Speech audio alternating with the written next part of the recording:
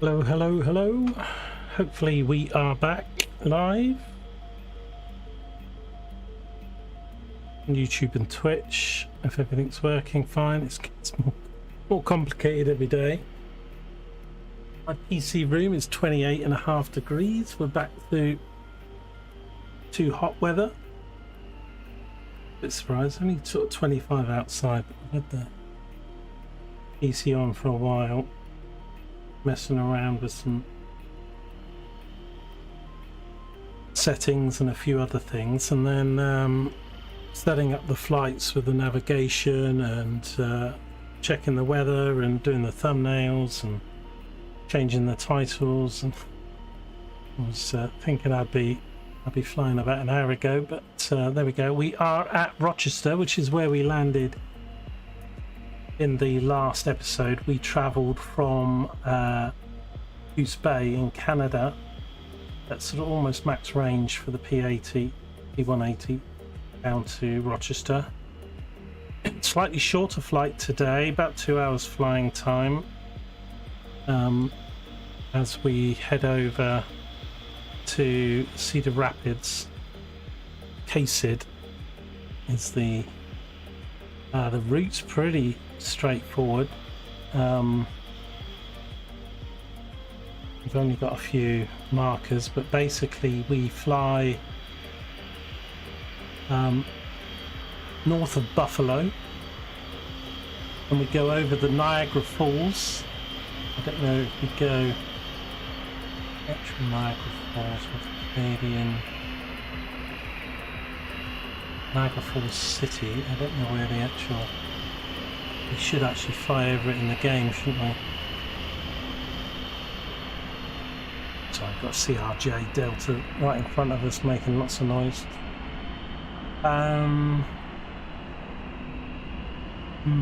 Well, maybe I can come off. Where is it? History. I'll have to look it up. We should do that. I didn't realise we were flying. It's not in the city, I know that. I mean, it's probably here, isn't it? Niagara on the Lake or something. Anyway, so we go north of Buffalo, over Niagara Falls, south of Hamilton. We fly over a place called London, which I know sounds familiar. And then straight over Samia. And then basically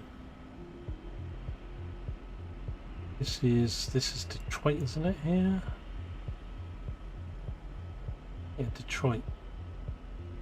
We fly north of Detroit and then we fly basically over Chicago, just the northern tip of Chicago, Lake Michigan, on into Cedar Rapids. So Cedar Rapids. There might be rabbits there as well, who knows. Hey Boxing, how you doing, buddy?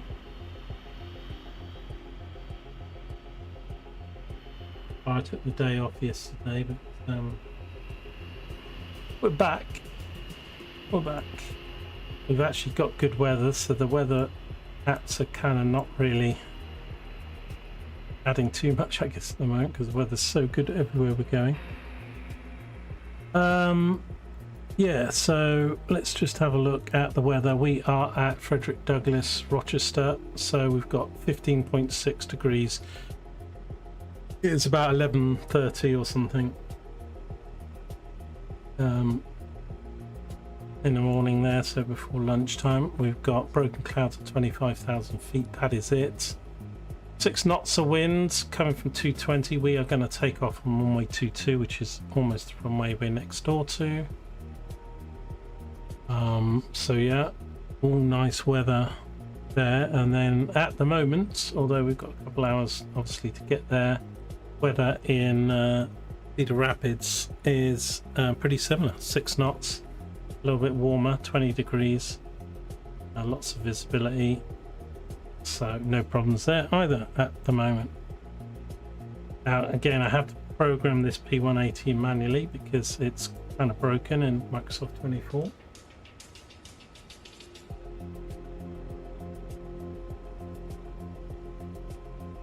go. How is everything looking and sounding, Boxing? Are we good on volumes, pictures? And in on YouTube. Yeah, we'll get underway pretty shortly. As I say, I'm not going to use the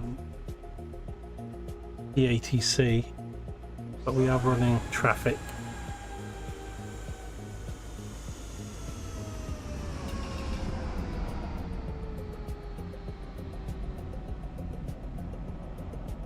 Okay, so let's just have a look. So we're just right near runway 22. The runway 22 is this one in front of us to the right, and it's an 8,000 foot runway. So yeah, we just taxi forward here to the Charlie holding point.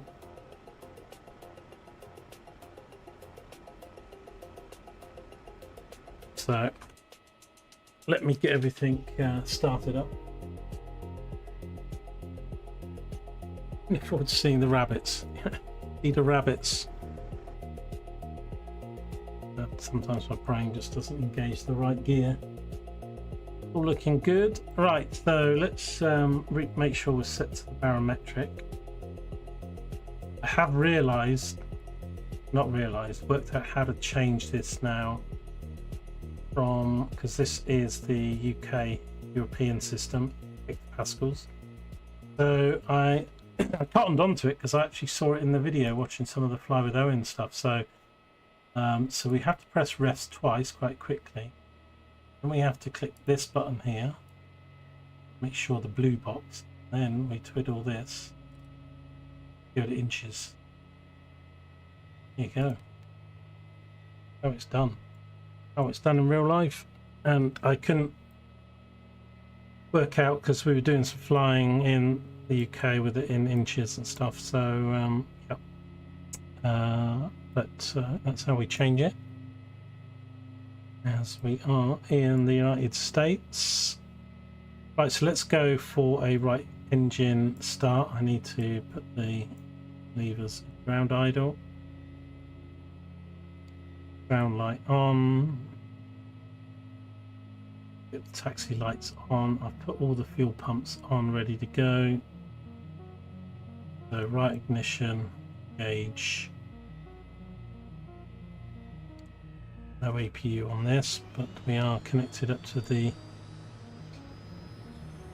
EPU.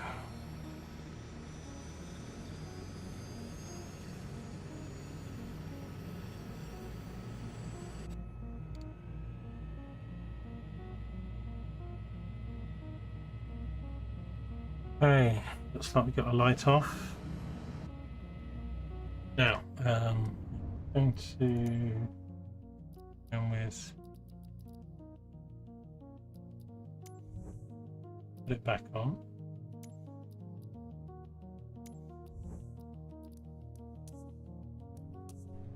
Been doing a pretty good job of clarity inside the cockpit.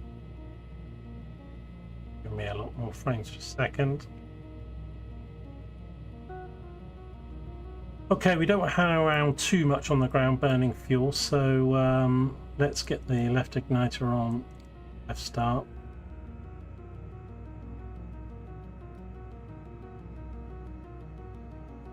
Light gen can go on.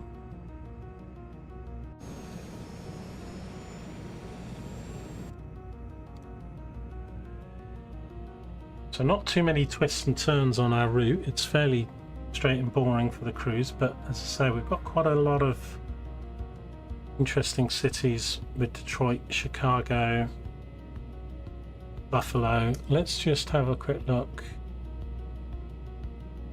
Left generator on.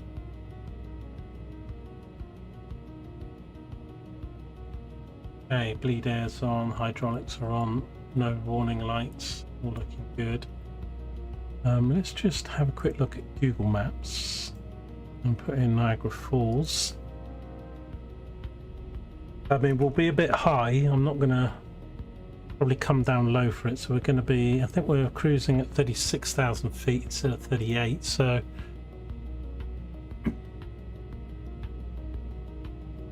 the falls are actually here then. So it actually isn't on that lake bit. I have actually been here.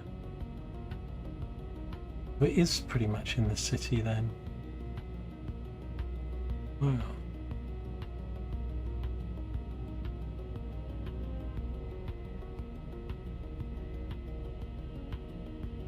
This side is Canada. It's weird, isn't it, how they got the boundaries here. Yeah, because we fly Hamilton, London, that's all Canada, and then back into Canada for a bit. Okay, right, we'll save that then.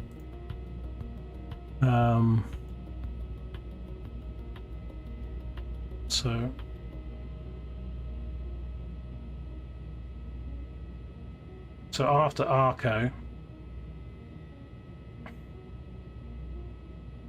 try and put in a thinking. It's here. It does Niagara Falls as an airport.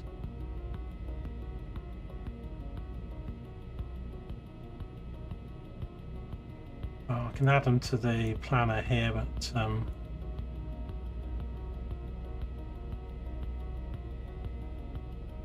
really, if after Arco we just aim for Lockports and head out in that angle, we should sort of go right over it, and then we can just get back on track.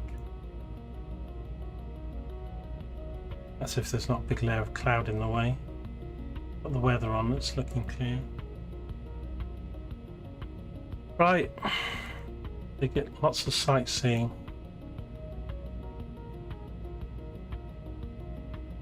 Okay, let's get rid of the chocks and the GPU. We've got this map to help us with what we're flying over, etc. We can use that if we need to. Okay, let's get out of here then. Right, chocks are removed, engines are going. We don't need to backtrack or anything, we will just... We're not using ATC. Wanted to fly more direct route. Put this thing again where the plane won't move. I've just used the plane a couple times today. No problems whatsoever.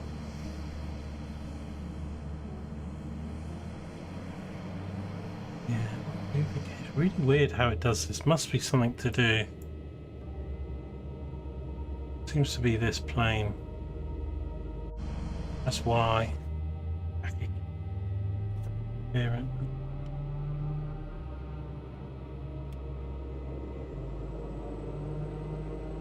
Moving. Okay, so before I do anything, I have a feeling sometimes it messes with switches. I'm not a real P180 pilot. I think the sync prop actually doesn't go on until you're airborne, but I think in the sim it doesn't really matter. I'm going to go landing lights because we're raring to go. Everything here. Yeah, so when I press the Y button, it takes these out of ground idle, which makes taxiing quite hard. Some sort of thing. Okay.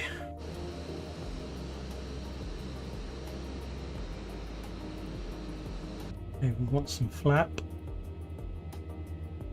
Down to mid.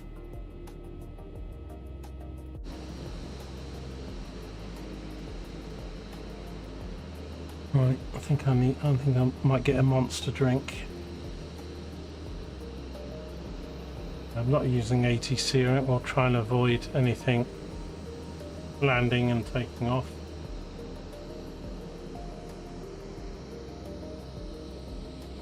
So Rochester's quite a big airport. It's got quite a lot of runways. Of course, you've got 2 runways for each one runway because of the 2 different directions. Actually got 3 runways, 2 big and 1 4,000-foot one.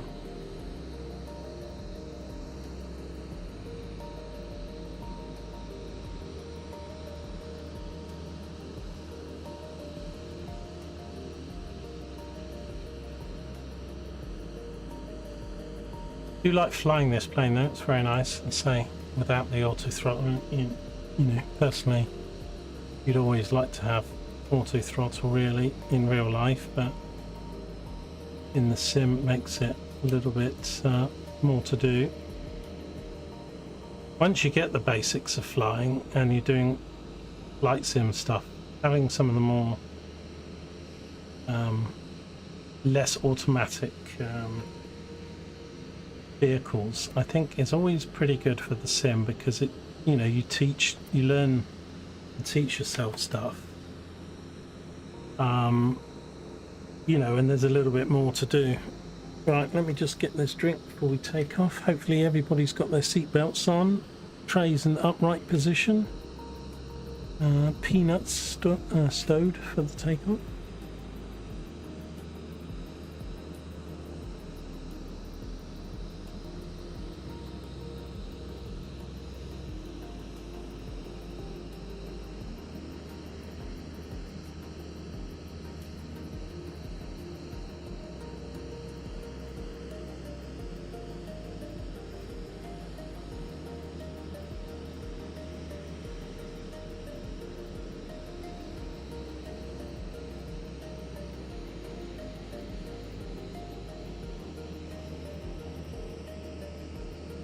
I believe how warm it's got in the bit here in the EC Central. The 8.6.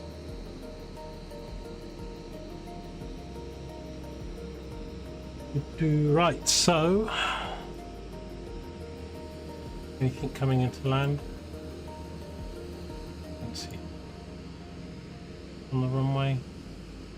No. Okay, let's go.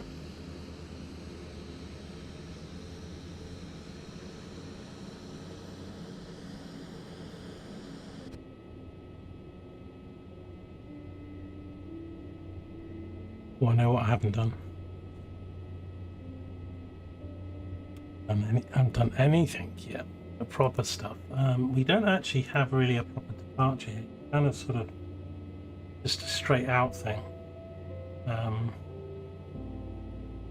Transition altitude's 18,000 feet here, so we won't need to worry about that for a while. Basically, I need to set my heading up to runway 22 and put in initial altitude of 10,000. No, we're not using these, so do what we want.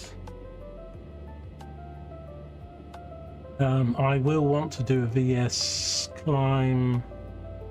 We'll put something in like about 1500, 1500's fine. We'll do heading, and the rest we'll sort out once we get in the air.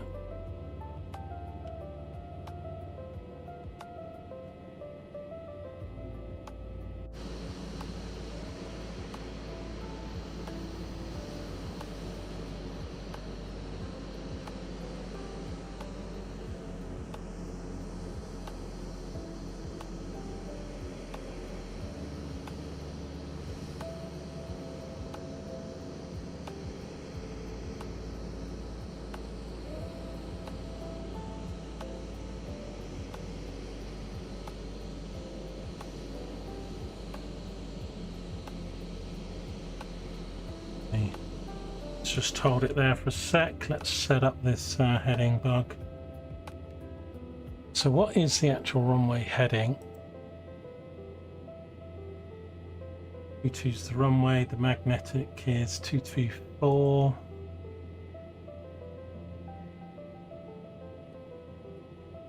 flaps actually aren't set on 224, that's good. Okay, flap set to medium. We've got a 1500 foot climb to 10,000 feet plugged in. We've just got to bring the speed back once we get gear up, flaps up. Pitos are on. Okay. Also, if I had a proper sim and everything, I would put in like a few planes like this and a few others. I would actually there's some checklists in the manual and stuff. Probably not as good or as thorough as the real ones, but although you can often get the real checklists online and then sort of laminate them and have them to hand. Okay, let's go.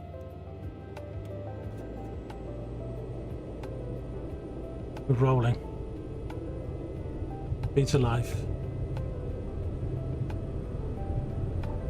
80 knots. 100. 120. We are rotate. Okay, nice smooth. Keep it about 10 degrees nose up, just under. Positive rate. You're up. Okay, flap can come away as well. Go on autopilot for the heading and the speed. Nice center line takeoff there, no waving around all over the place. Off the power a little bit.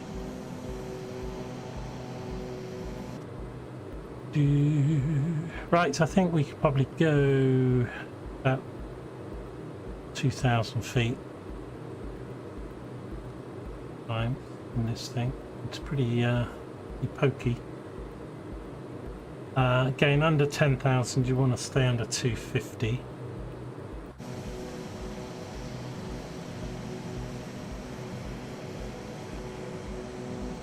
Bye bye Rochester. So if you want to see the previous parts to this, we took off from Glasgow. We took off from Guernsey, went up to Glasgow to Iceland to Keflavik, over to Nasraq in Greenland, and then Greenland to Goose Bay in Canada, and then a long trip from Goose Bay to Rochester, and now we're doing Rochester to Cedar Rapids. Okay, so speed's looking good, altitude's coming up. We need to yes, really get back on our course then.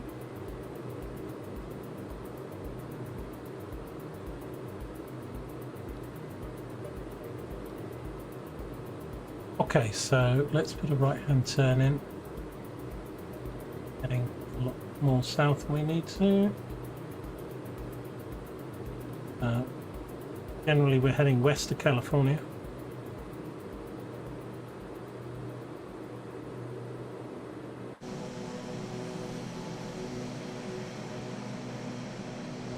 Things looking good, clouds are looking good.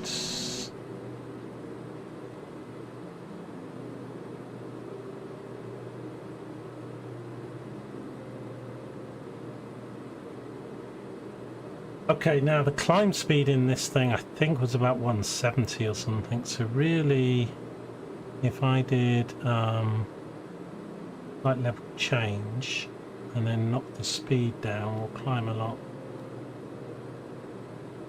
more rapidly. I put 180, usually quite good at lower altitudes for me.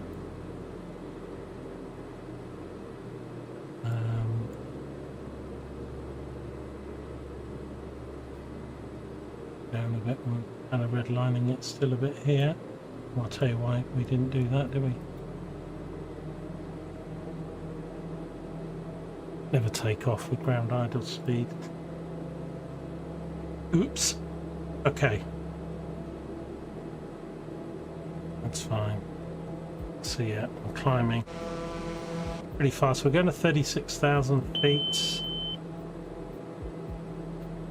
So we can really just keep that coming in. I'll probably do the lights Well, actually, let's go to 18, because if we go to 18, then that's when we do the transition. Standard here in the United States.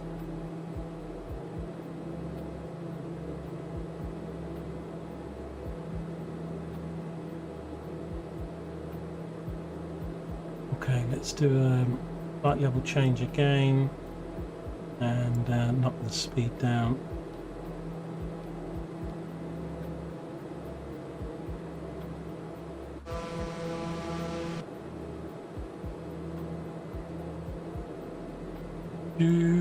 So the VR speeds, we did actually sort of have them in. I didn't, so I've got kind of used to it a bit in the thing. So the takeoff speeds are rotate about 110, 120. We actually didn't rotate till about 130, so it varies for each plane depending on its capabilities, its engine and stuff.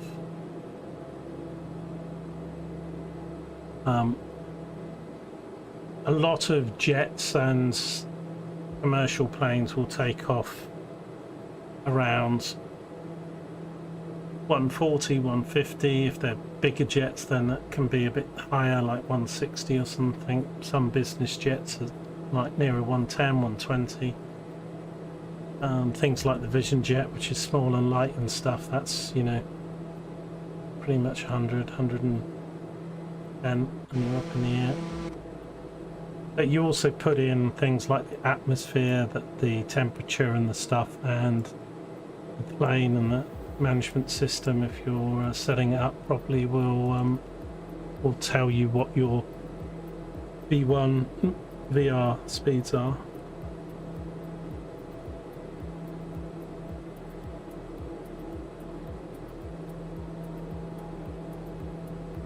Hot chocolate in you. How are you having a hot chocolate when it's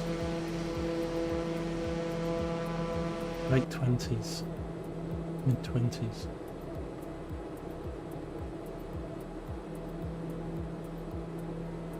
Okay, so nav is selected, although we're not on it. We're still on heading. Our nav's in white because, you know,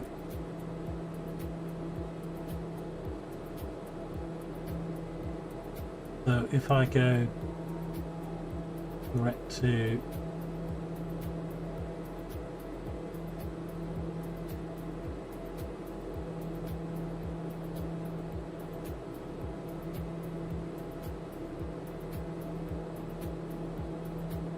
Echo, we've kind of probably missed it a bit.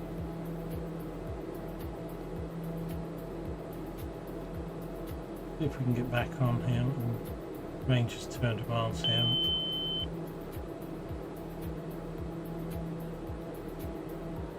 We should have a direct to Airco, really. Direct to, it's not coming up with Airco, it's coming up with the next one.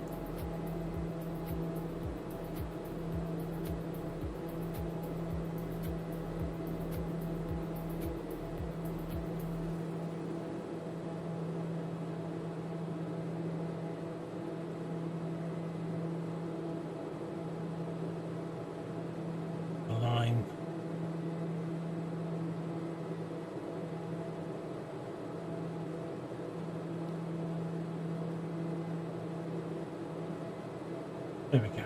Anyway, we're on the nav now and it will head left.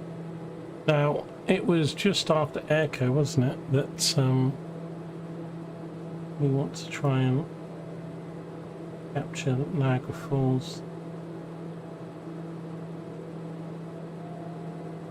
We'll still head on this part. I came too far south when we took off that time.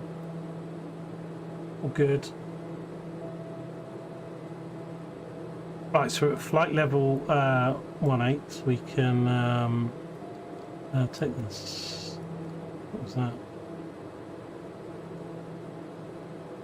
Honestly. Landing lights off. And we want to go to standard.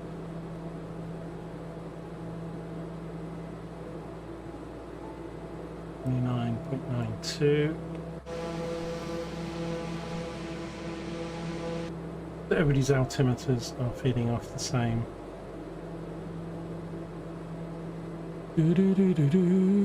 So this track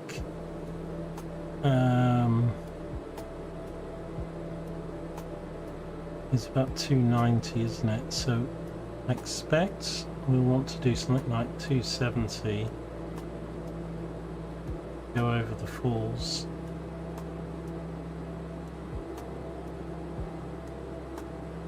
Let me set this down to 10 miles. Okay, so we've already got the coast to, well, it's not sea, it's Lake Ontario, so this is Lake Ontario here.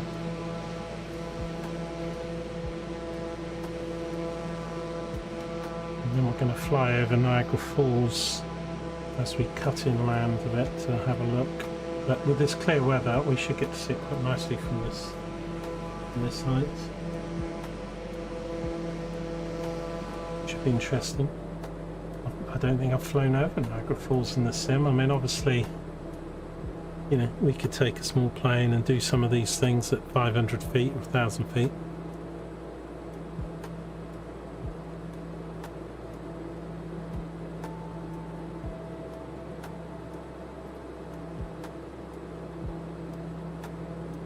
I'm going to stay at 18,000 feet until we, I mean, it's going to add a bit of fuel and stuff to us, but we're going to 36,000 feet. I'm going to queue it in. But as soon as we go over the falls, we'll climb. It's not too bad, you wouldn't be straight up to 36,000 feet anyway. Right, so this town here, we need to, let's have a look, maybe the tablet might, is Lockports, yeah, this town is Lockports, and then we've got the water, so the falls are at the end of this water here.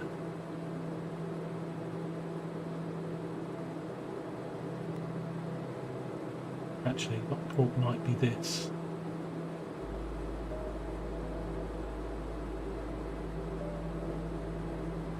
Yeah, so we've got this stretch of water here, just south of the city, and there's an airport, Niagara Airport, and the falls are right at the corner at the end here. So I'm flying this, so if we fly on a heading of 270, or even 260 or something, let's see, we'll come left of our scheduled flight plan here. Here's that body of water. So the falls are right there, really, off the nose. So we can judge this a little bit. Well, that's pretty much flying straight at it. Also to the left. Very interesting part of the world, this, really, because you've got Lake Ontario, parts of it's Canada, parts of it's US, and then this is this is Lake Erie.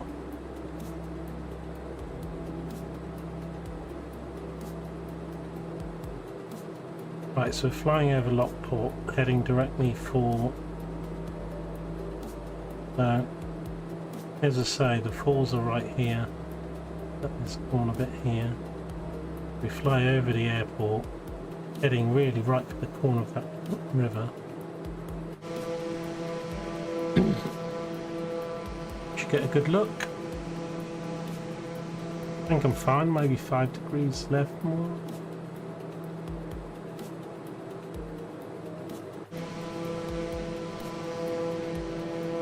Yeah, look, here's the airport already. And that's the, I can already see the falls. Can you see that little white line? It looks like sort of seagull wings. That's going to be the rapids. That's going to be the falls, I mean.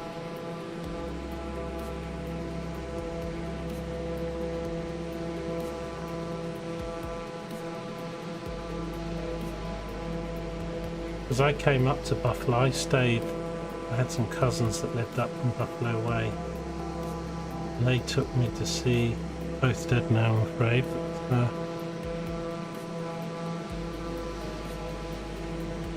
they lived in Ithaca. We'll have a look where that is in a little while. There's the falls. You can see the shoe horn. I probably can go back to here. Can you see it? Can you see it? So I was on the US side when I saw it because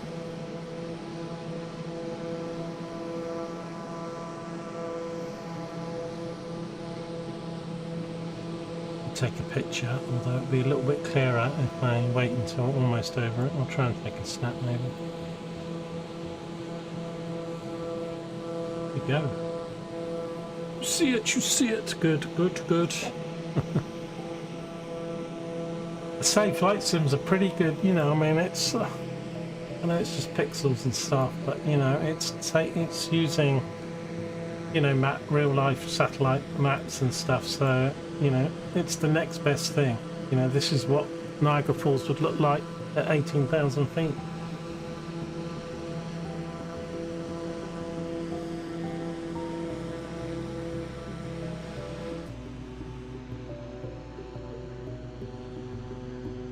Let's take a picture.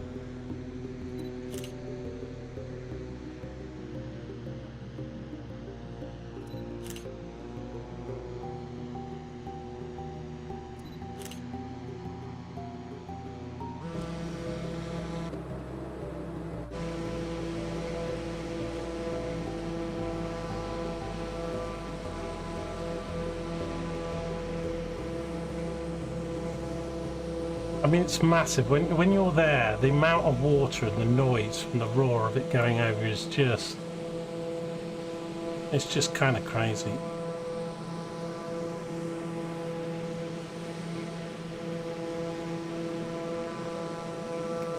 But and I don't know what the height of the falls are. It's like they're not like you've got much other falls and stuff that are much higher than Niagara. It's the size of the horseshoe and the amount of so apparently the Canadian side over here is much prettier and cleaner than the American side. No surprises there. But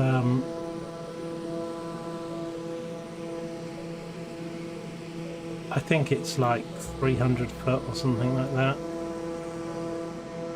Maybe even 500 or 600 foot. Okay, we need to get back on course. And we can climb.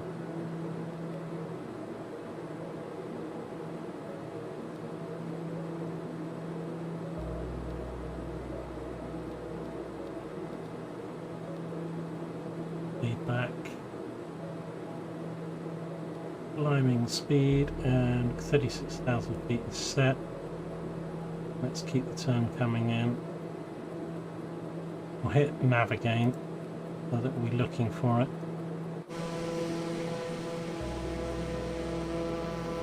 So yeah, Niagara Falls, you've got another city all over here. It's what's this place? St. Catharines. This is Canada now. We're literally flying over Welland. We're looking at sort of St. Catharines. We're going to be sort of heading towards Hamilton a bit. I mean, you can already see, we can see so far. I mean, that's Hamilton up there in the corner.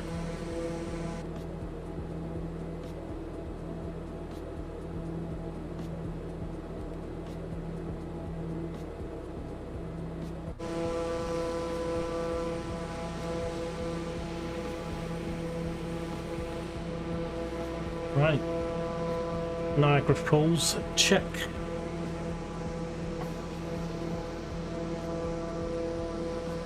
So we'll be flying over Detroit and Chicago. I think both of those are vastly bigger than New York or something as far as districts, so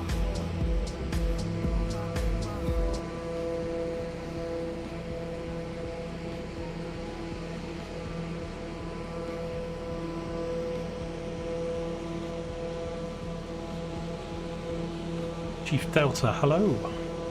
Welcome. Just missed the Niagara Falls.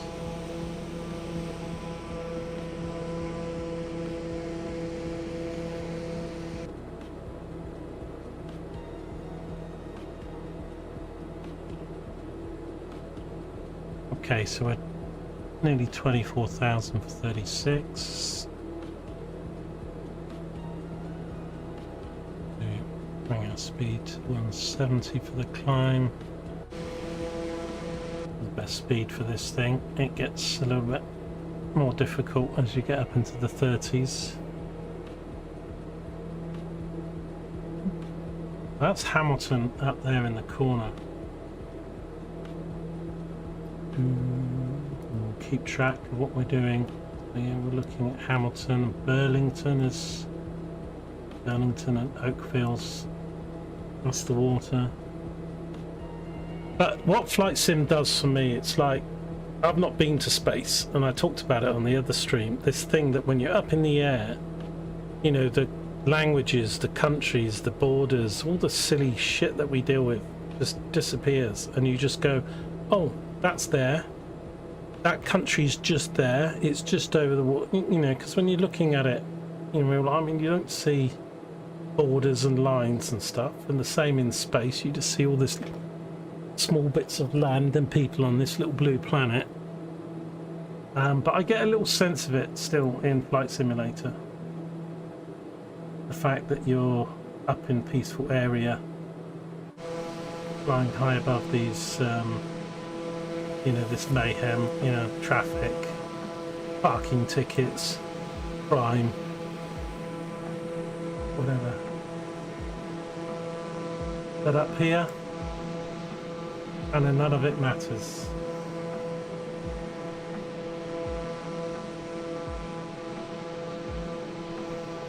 At 30 to 40,000 feet, it's all Gucci.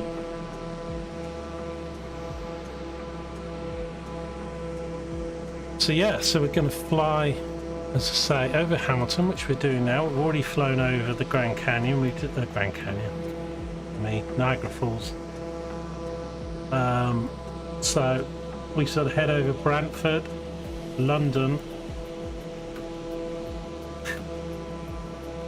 Just couldn't think of any more names. But that London's probably a lot nicer than our London, a bit smaller. That Samia or Sarnia? Samia. No, Sarnia. Ah. Sarnia sounds like a sandwich. Sarni. And then, well, this is Detroit. We're going to go quite, but that will be good because when we're up here, we'll get a nice look of Detroit off our left wing. Ann Arbor, you know, all the motor industry historically from Detroit area. Grand Rapids will be off to our right just before we hit the Michigan Lake coast, and then we'll get a fairly good view of Chicago as well. So got a bit of weather to our north, but I don't think it's going to affect us. Okay, so the plane's turning back onto its track. How are we doing on our height? What plane is this? It is the Piaggio P180 from Flight FX. It's amazing. It's a little bit more buggy in 24 than it is in 20, but as the SimBrief import's not working because it's missing some stuff. Apparently, I did find someone that said that there was an issue, so I hope they're aware of it, although Flight FX normally get these things fixed, but I think it's something to do with other systems. But it's like the Ferrari of the skies. It's the Piaggio P180 Avanti. This is my 5th video basically we've been doing. I don't know if you ever watch Fly with Owen, Chief Delta, but he's a guy who sort of does commercial jet flying and you know, private jets, all that sort of stuff. Ferry pilot as well. He's done, I don't know, he seems to jump around quite a lot of different jobs and companies. But I was watching his channel, and the owner they bought a P180 and they picked it up in Guernsey in the UK, and they flew the Transatlantic Bridge, and they're taking it to California. And obviously the P180 is in the sim, and I thought, hey, I've got that plane, let's do the same. So we've been following pretty much his route, although we're changing it a bit in the States. So we flew from Guernsey Islands in the UK up to Glasgow. He then went to Wick, but we to pick up some gear and get cheap fuel, but we didn't. We flew directly from Glasgow to Keflavik in Iceland, and then Iceland to Narsarek in Greenland, which was very interesting, flying over the glaciers and stuff. And then we flew to Goose Bay in Canada. They're all on my YouTube page. We're streaming on YouTube and on Twitch, and then we went from Goose Bay down to Rochester, and today we're going from Rochester to Cedar Rapids. Said it again, Cedar Rapids. What is it with these rabbits? Cedar Rapids. Mike, Cedar Rapids might as well just change its name to Rabbits. Much more interesting. We're using StratWX and Rex Atmos for enhanced weather and visuals. You know, a few more cloud layers, although a lot of the weather's pretty good. So, right, we're crawling along at Mach 44. We'll get back up to a better Mach number in a minute. We're about to level off. We're at 34.5 for 36.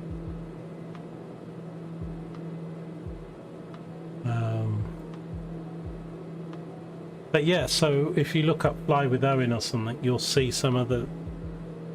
I mean, you'll see how accurate this plane is to the real thing and stuff. But I mean, his videos, he edits out obviously all the.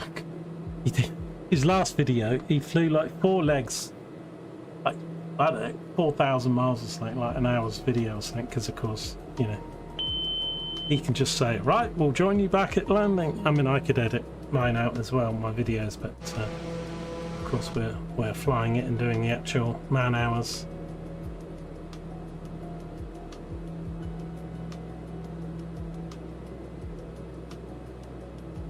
Hello Sargasso, welcome back.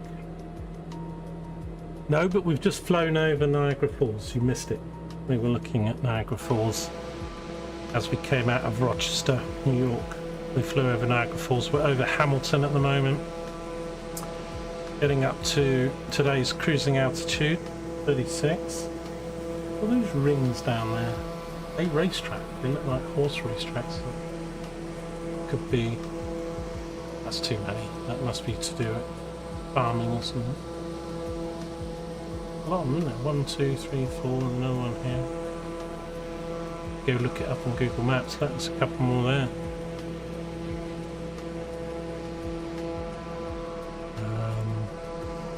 So we're going to be flying just past Detroit. This weather might come south a bit. I'm not sure which way around it's going. Going to fly south of Grand Rapids, but we'll get a good look at Grand Rapids from this altitude. And then over Chicago and Detroit. And the next big city we're going to fly over is a place called London.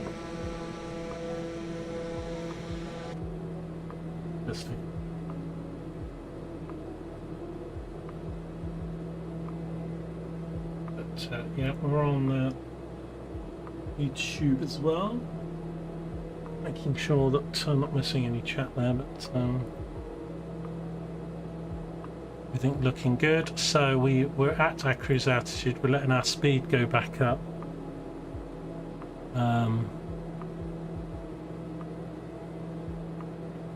This thing doesn't have auto throttle, and you need to keep on top of the speeds, which I often forget to do. Same old, same old.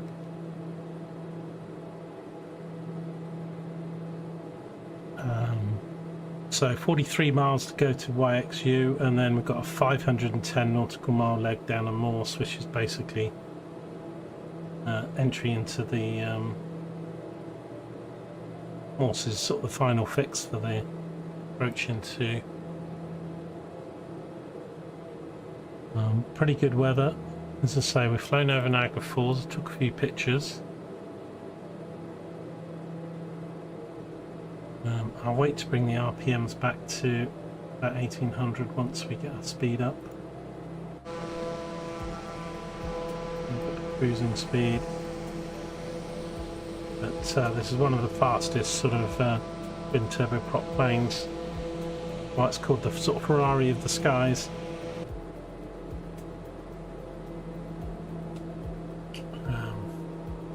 Just below that kind of level where people get jets, but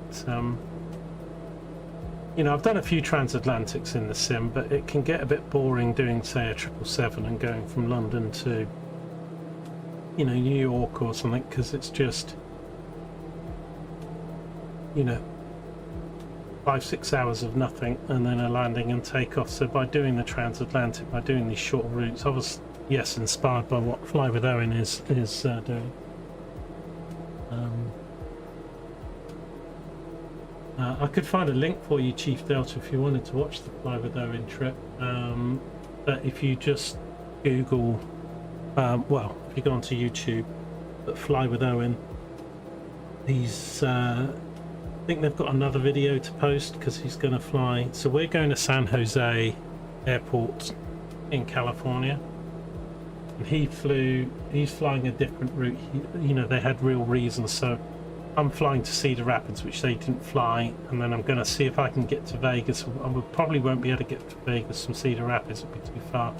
So we'll probably sort of go Denver way and then Las Vegas and then into San Jose,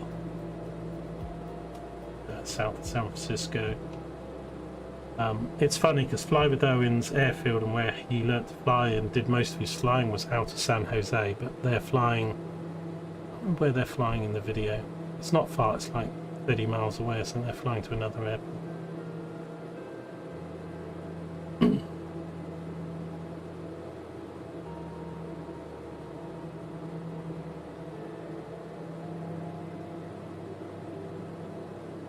Have I seen Paradox Afterworld Screener? No.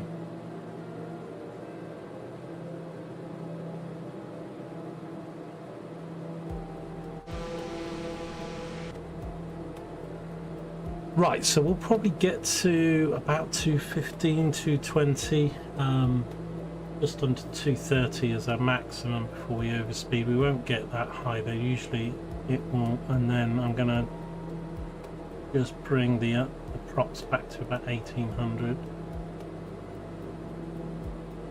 So I'll just give it a little bit longer until we're not speeding up anymore. Got a few people riding with us today. It looks a little bit short of knee space. I don't know why they're all sitting up there. When do actually hit the frame rates a little bit, these people. I think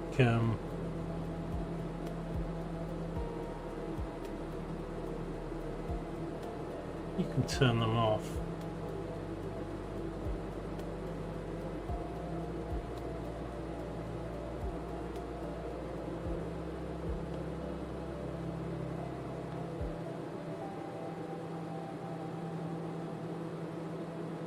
Put me in.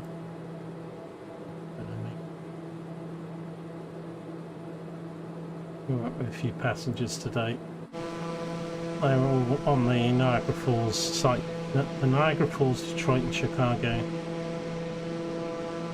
But yeah, we're getting some really nice realistic clouds now, both with the poppy clouds, but also you'll see some layers down there and then some upper layers. So Strata's doing its thing.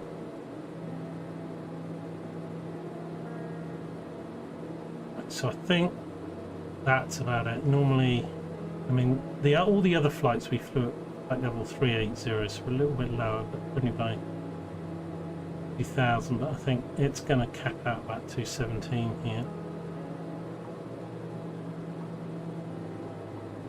We're actually flying into wind. We've got 34 knots, sort of. Our ground speed's a bit slower.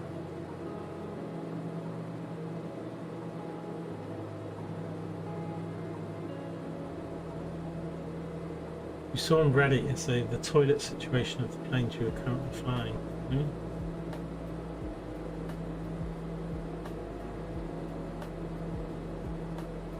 Just eaten.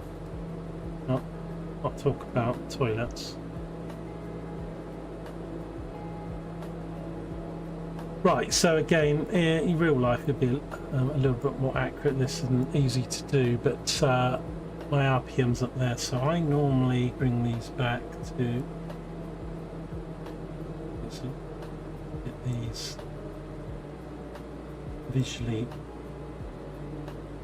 the same where you want them. 1805, 1810, that's fine. Put a little bit back on this one.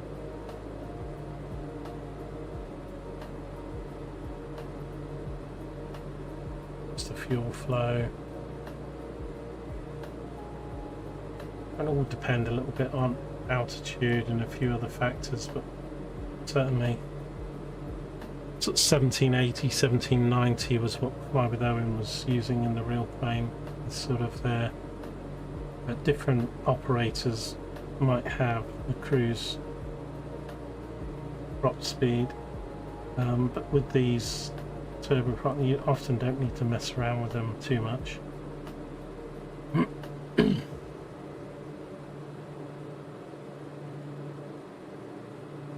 should still hold the same speed. Okay, looking good. Let's check where we are.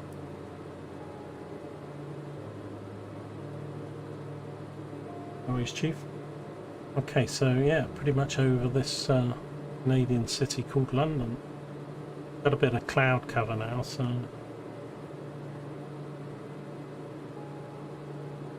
London and Sarnia. That's it there. That is London, Canada.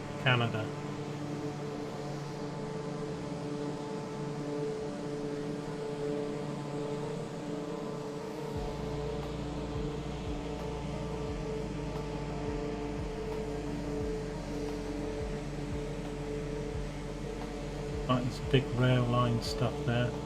Big rail line. Get out for a point.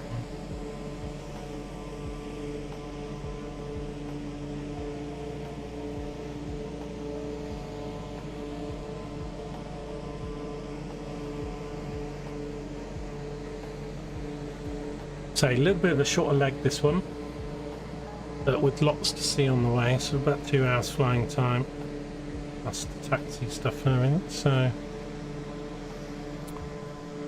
we probably, so it's saying we're going to get there at 1604.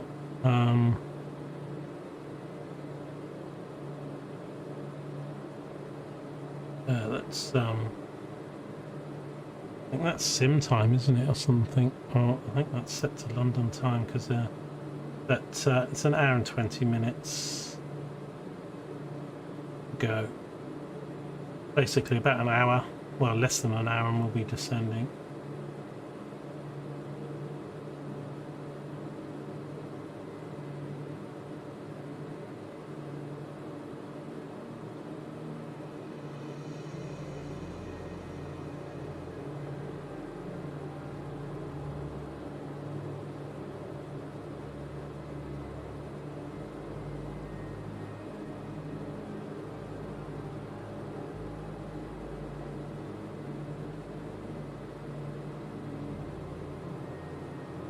Space though in Canada, unbelievable.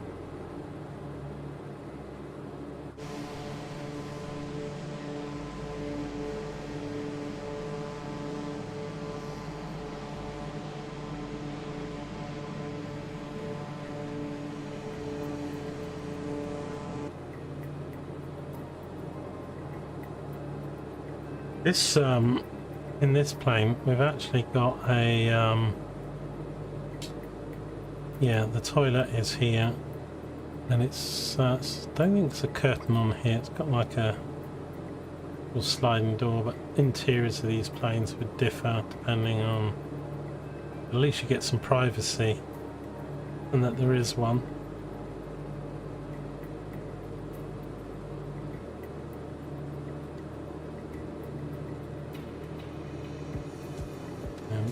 in here. Got a bit of storage, your coats and your bags.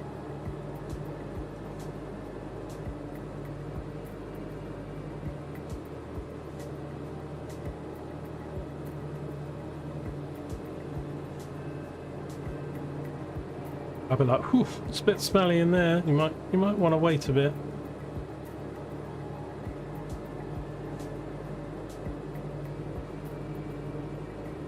Although if the flight's not too long, as I say, the best thing would be to go before you take off.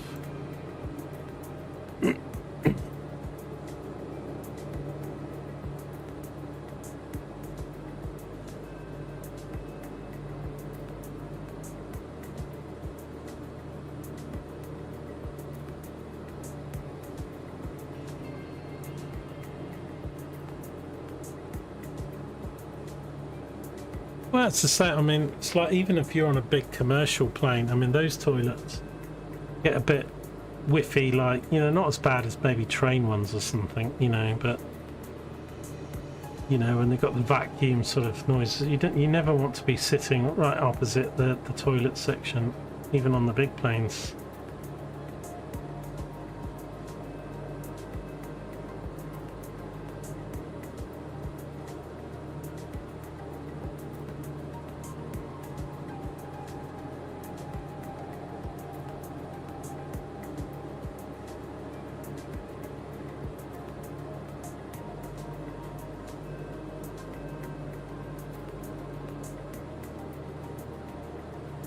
The music up just a smidge as we just enjoy the cruise.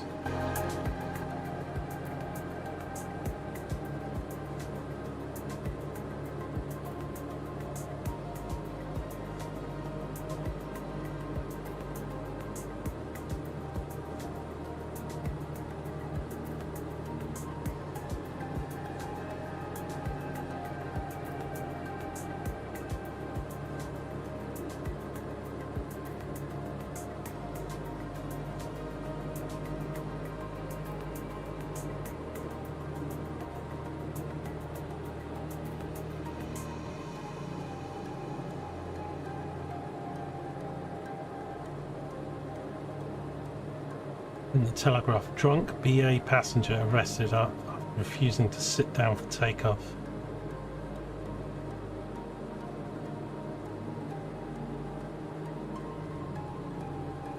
I mean, I'm pretty old-fashioned really now. I mean, I think, I don't know, part of me just thinks you shouldn't be able to drink on planes, and you shouldn't be able to drink at airports before, you know, actually to put people at risk, you know, but it's a rule that if you put it in place would affect the 80-90% of people who can actually, you know, not get drunk and just want a social drink. But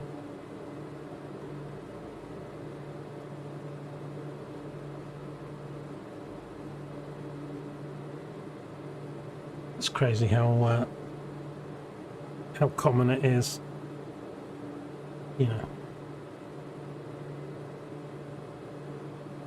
But it's a very serious offence and stuff like that.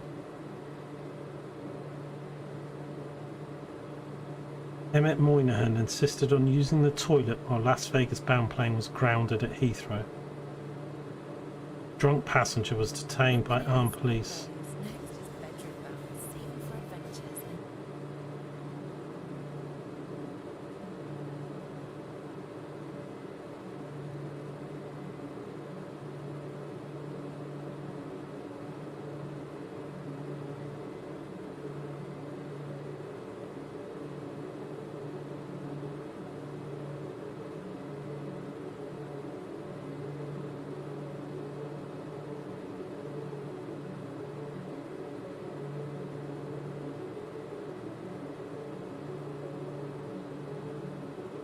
Do, do, do, do, do.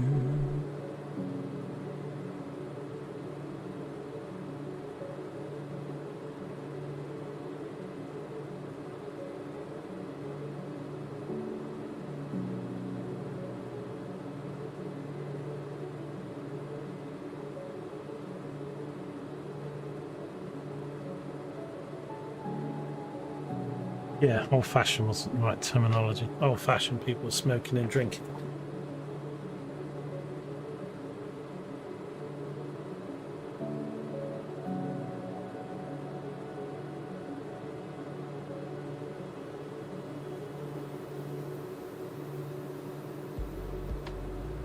You know, I don't want to be locked up in a metal tube at 30,000 feet or something with some drunk people or something. It's just,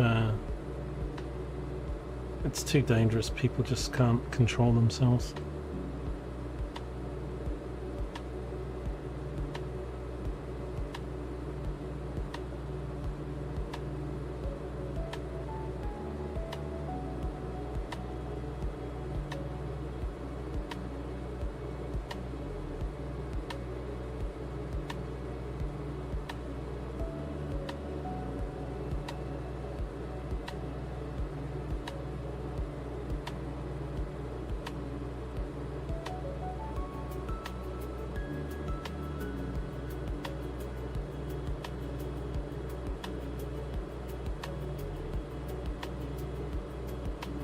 Good for you, so I guess. Good for you. Courtesy never does anybody any harm, does it?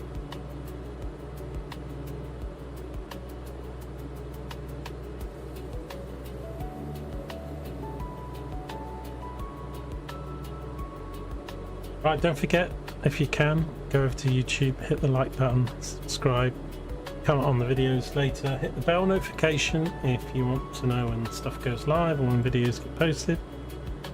Don't forget, on Twitch you do have the commands, and yeah, my sub goal's not doing very well. I'm on 1 of 5.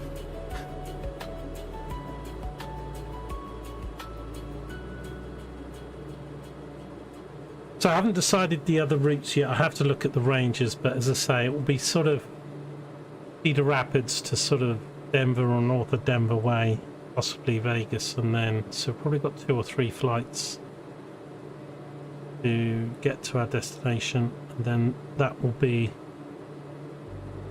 at the moment I'm putting them all in a they're all in a live Microsoft Flight Sim playlist which they can stay in. I might create a playlist just for the P180 Transatlantic and put them in a separate playlist,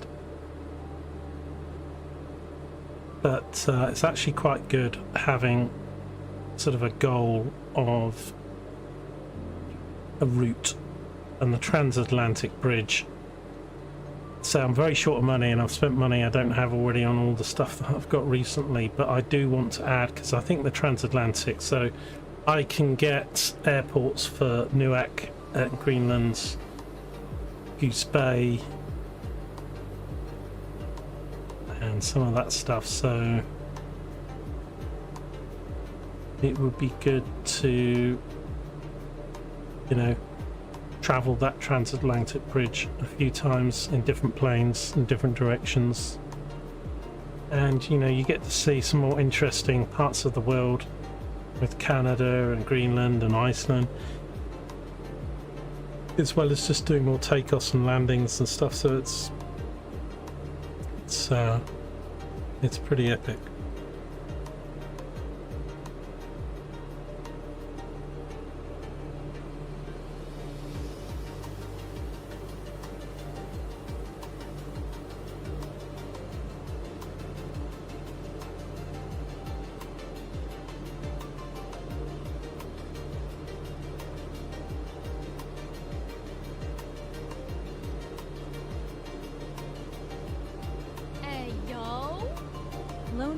Lone_Gameroot Playdeo for 1,000 channel points.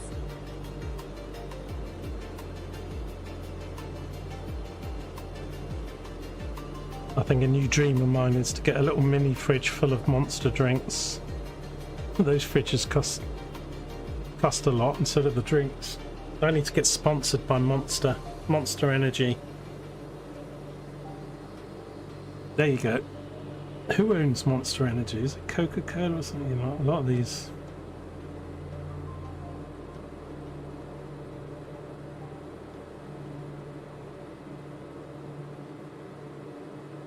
Well, that would be nice, wouldn't it? Getting sponsorship. Imagine that.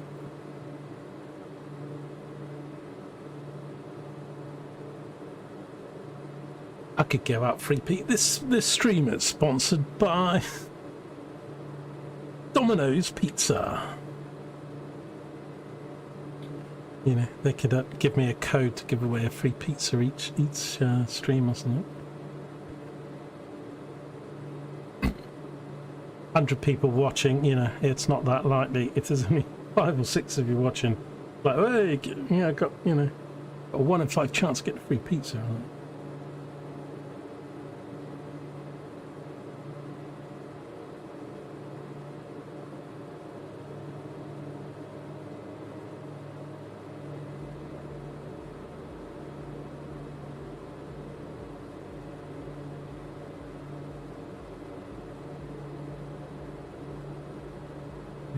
Strategy was created by Hanson Natural Company, now Monster Beverage Corporation.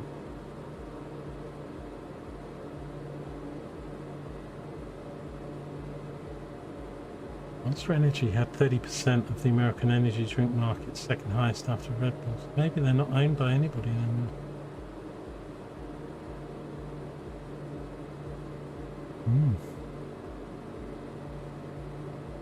Okay, long way to go still, but let's just double check on the weather at Cedar Rapids. Unfortunately, I don't have any premium airports at Cedar Rapids. I had a quick look to see if there was a free one on Flight TO, but it was only Microsoft Flight Sim 20 on our one. So we're using runway 31, 22 degrees, 8 knots. Lovely. Can even go to the beach.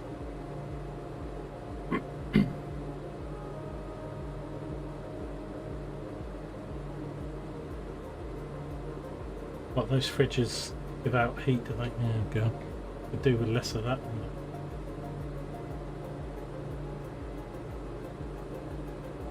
Yeah, well, my normal fridge gives out a fair bit of heat.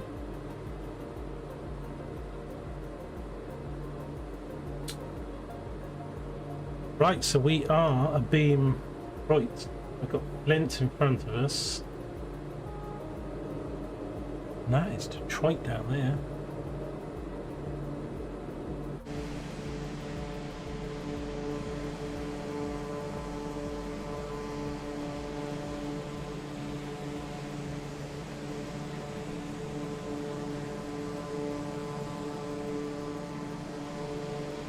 Double check where we are. Yep. Look how big it is though, Detroit. All the Ann Arbor and Farmington Hills still. It's just massive. Not a place I would particularly want to live.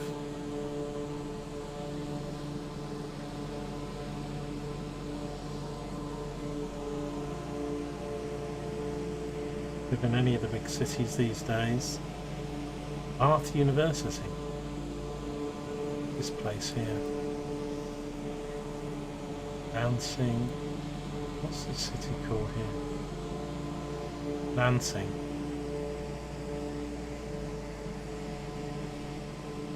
Interesting.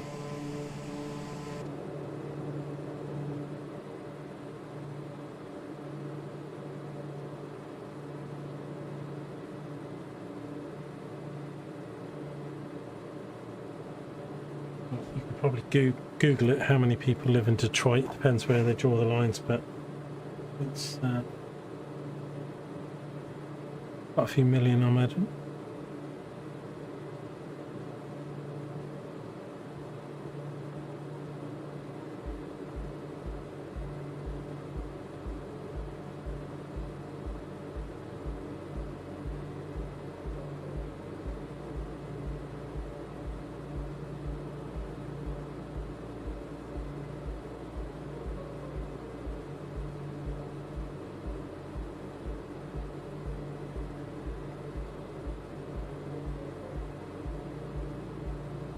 Around 639, is that all? It's probably the city part, isn't it? Imagine if you put Detroit greater areas and a lot more. The city boundary is probably just the centre part, but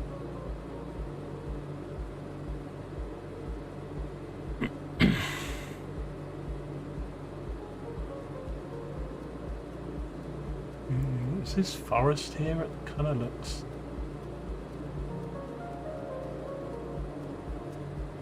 swampy and stuff, doesn't it? But up this north, probably affected or something, whatever that.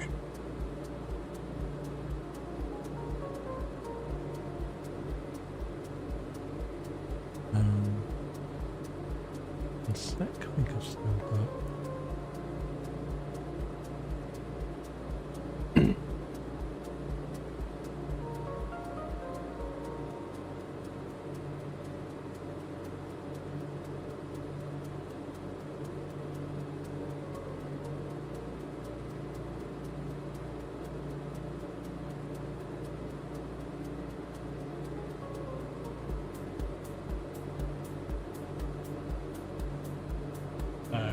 Where's Flint?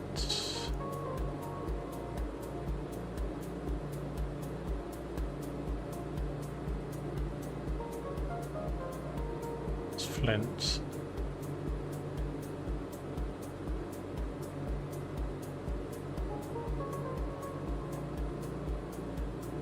Looks a bit different from here.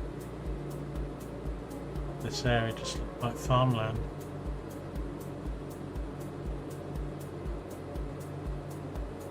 Really looking at it.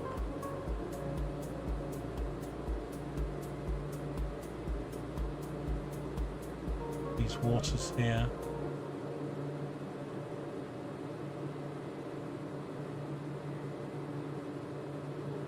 Quite nice. Silver Lake Road.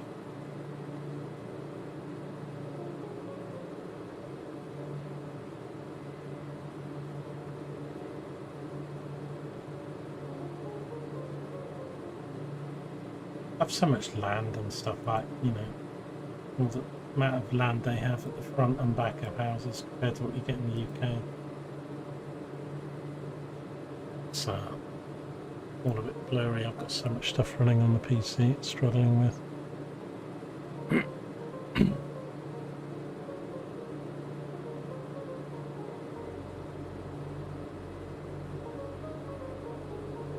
Right, now we don't really have proper approach stuff for this because there isn't an approach for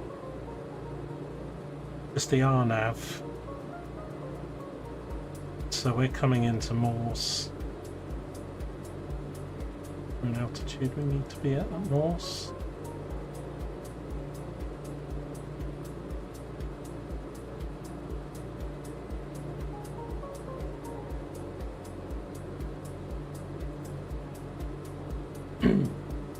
Really 3,000, then 2.5.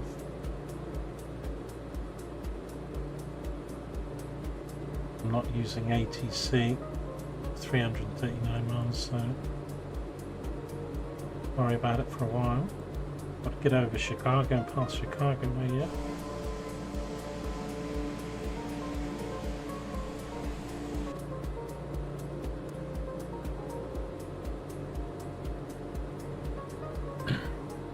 The metro area's map. Okay, that sounds a bit more. Well, I was thinking then 4.4. Yeah, that's what they call it in America, don't they? When they talk about the wider area, they often call about the metro areas. They don't really use that term in the UK. We use the word greater, like Greater Manchester, Greater London.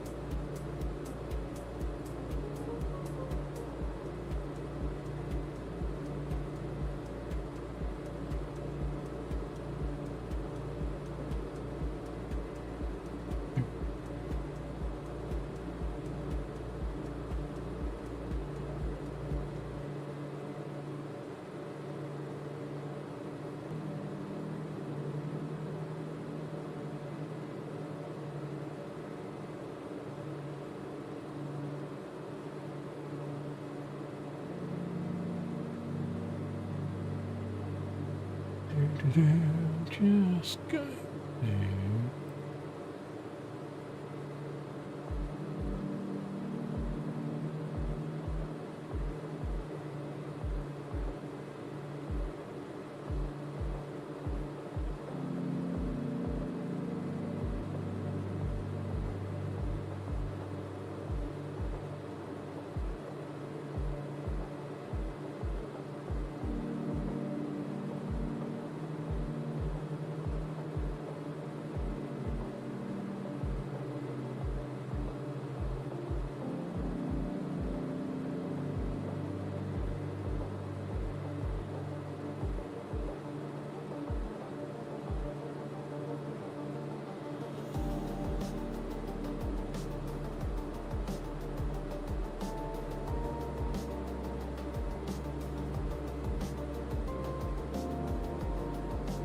The Strata also has a bit of a weather radar in it, so we've got a bit of weather off to our right, not much. Screen is fine, a little bit. I don't know if that's precipitation or if it's...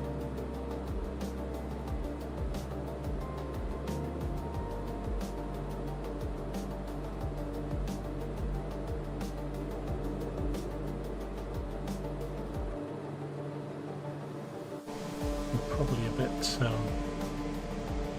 far south of it, and up above it, of course.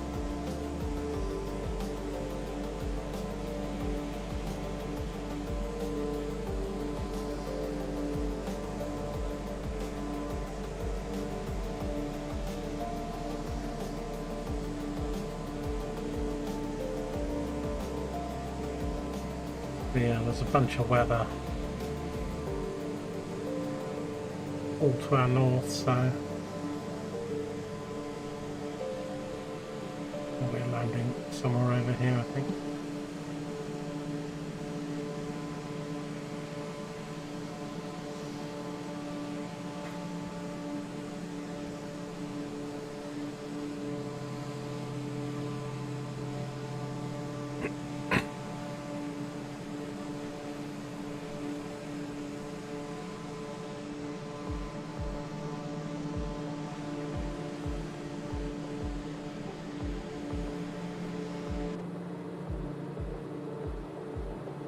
We're right over Lansing.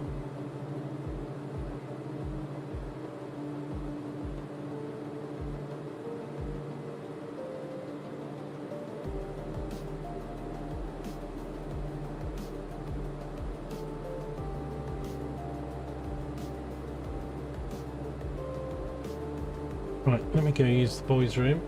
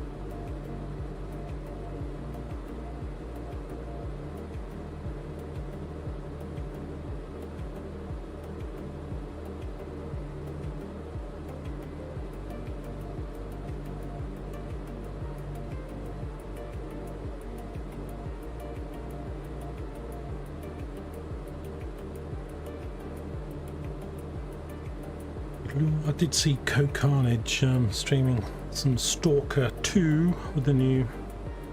Only had 20,000 people watching him. Imagine what chat would be like.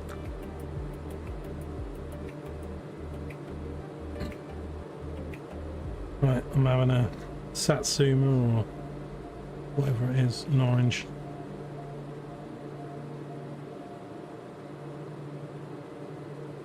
And vitamin C for the pilot.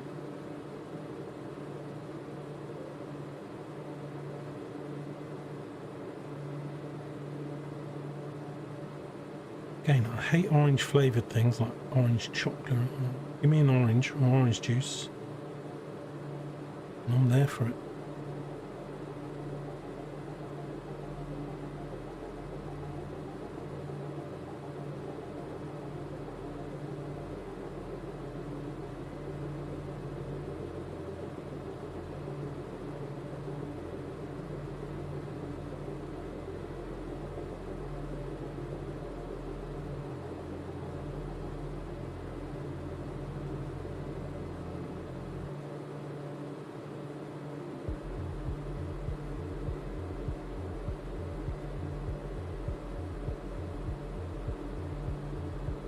You blend your oranges.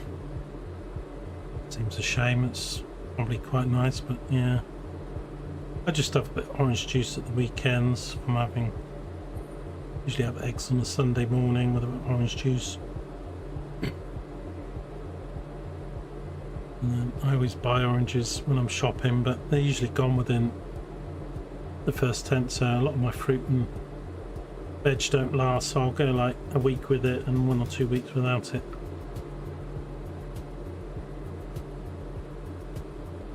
The Grand Rapids, off to our right, you won't get a great view of it. There it is, just there, hiding under the clouds.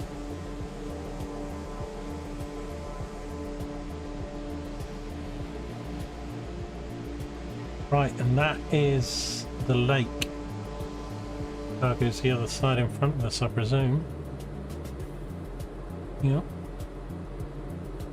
Coast coming up for the lake. So again, showing where we are.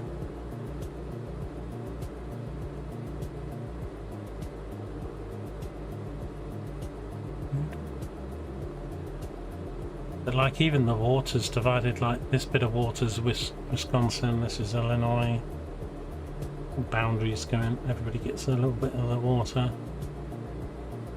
So this little place, South Haven.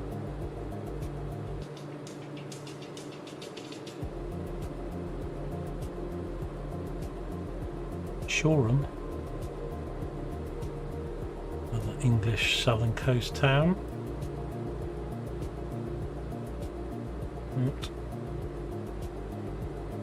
We're on the other side of Chicago, so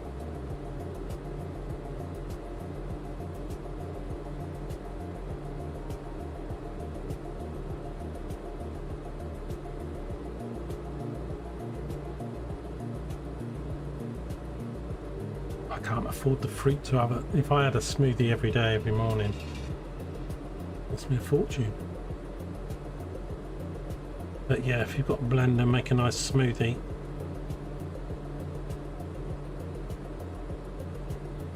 I like most fruits. I mean, I think my favourite are oranges, raspberries, and blueberries.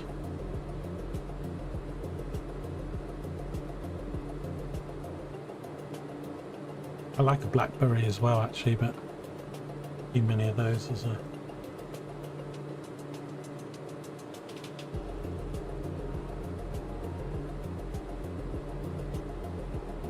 How wide is this?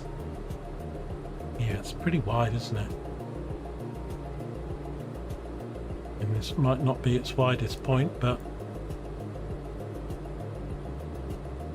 it is 70 miles across, and obviously less down there, but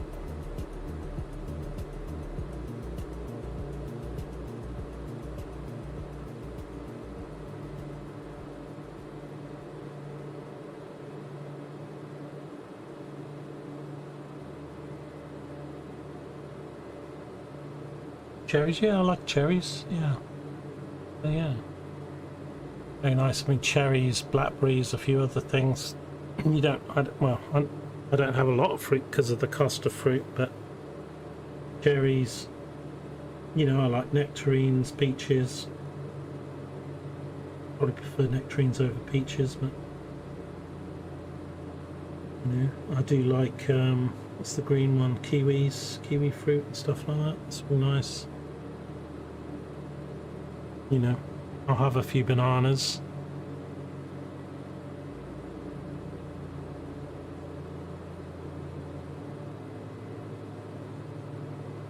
Right, we are going to be feet wet.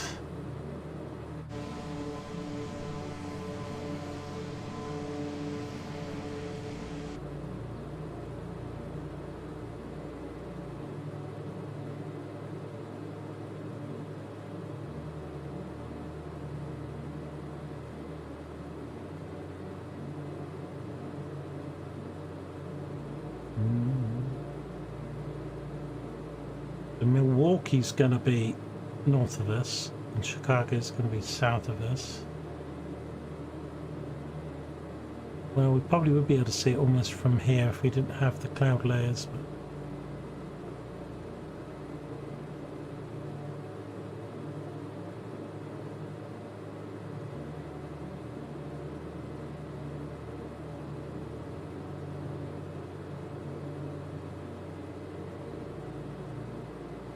I mean, I like currants and raisins and stuff. If I have cereals, I quite like, you know.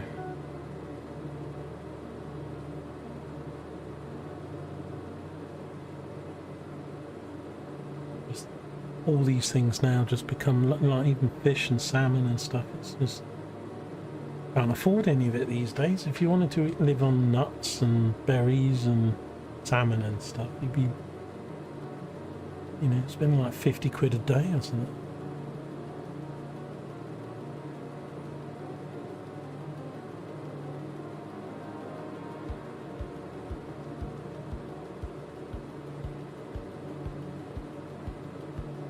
Small bit of salmon these days is 5 quid just for like some fillets or something. If you actually bought an actual salmon, like 25-30 quid or something.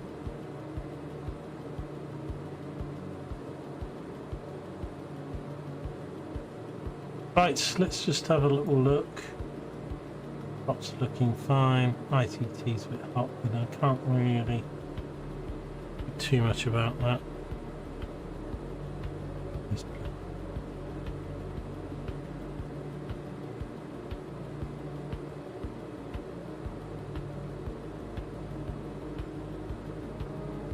£1,400 of fuel should be good. Still, we've got a 40 knot headwind.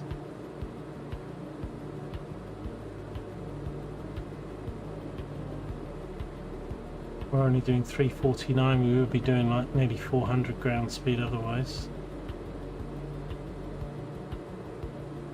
Yeah, temperature outside's minus 49.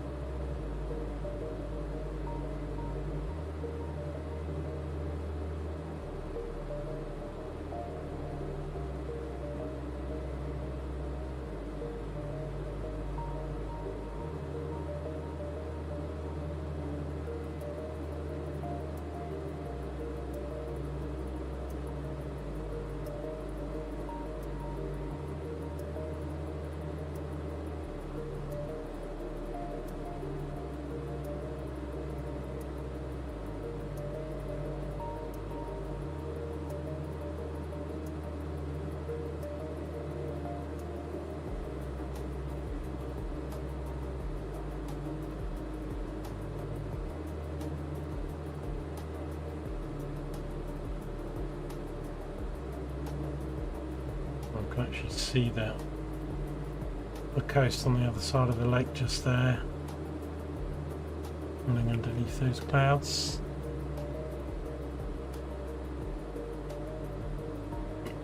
So again, Chicago is going to be over here, and Milwaukee will probably be that bit there.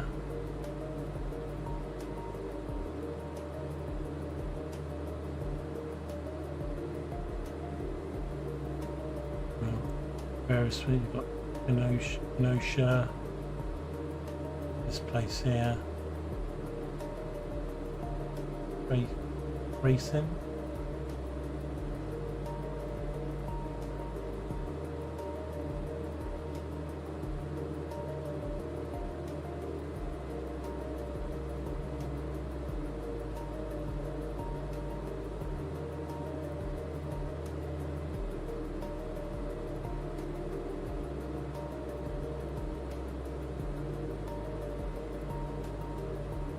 Some of the cloud cover we're probably not going to see too much detail.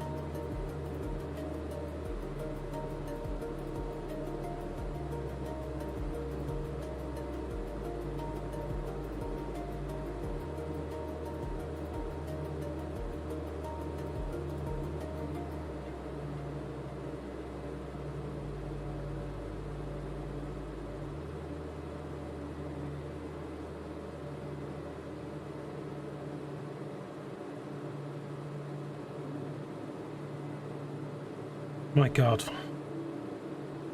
I'm not sure if you want to watch it, but there's something on X showing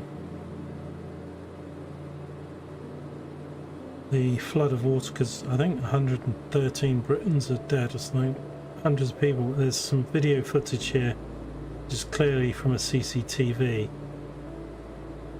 looking like it's somewhere maybe near a rail line or something. And honestly, it's like something out of a movie with 100-foot like cloud of debris and water. Oh my God. Crazy. It's frightening what nature can do. But yeah, some very populated sort of bus, and you know, I mean, there's lots of people you see running around and stuff, and then just get engulfed in, you know, no wonder nobody's saved. Holy cow. Another picture here of like sort of a garage with buses and stuff on it, like a car park. Absolutely just completely demolished. And there's, I can see probably 100+ people running around the garage, and they're just all gone in a flash. My God. Yeah. Don't really want to see that, but right, let's have a look. We're seeing some nice views here. So there we go, Chicago is down there, the airport's down there somewhere. bit north of the city centre park. And then we're flying over these sort of things, and I think Milwaukee is, I think, about up here. Because I don't think it's this bit we're flying right over, is it? We're flying over northern Chicago, Keegan. Kenosha's to our right. Yeah, Milwaukee is on the coast, but it's a lot further north.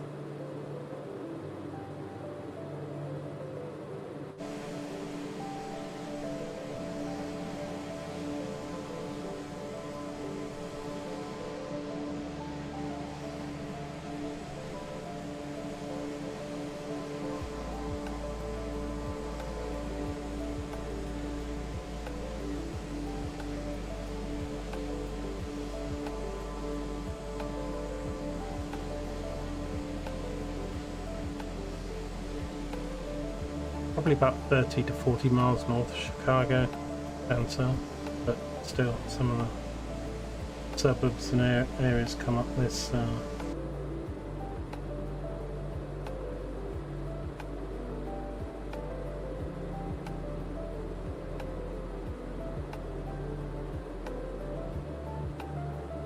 So Morse is 164 miles, so we need to be,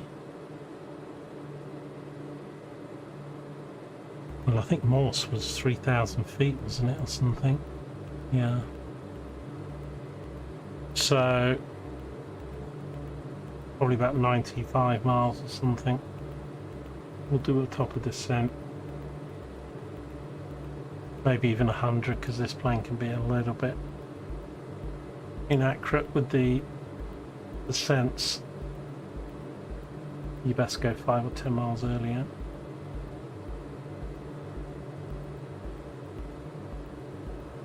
About another 60 miles and I'll think about descending then.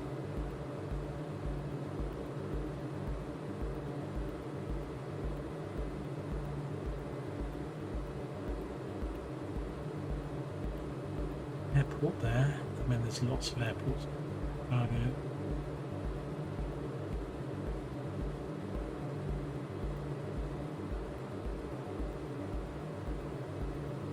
It's quite a few. This place here. Schomburg. Schomburg. Chicago O'Hare's got like 8 runways. Although I think this is what I'm seeing. Runways. The Chicago DuPage airports. I think that then we might see O'Hare.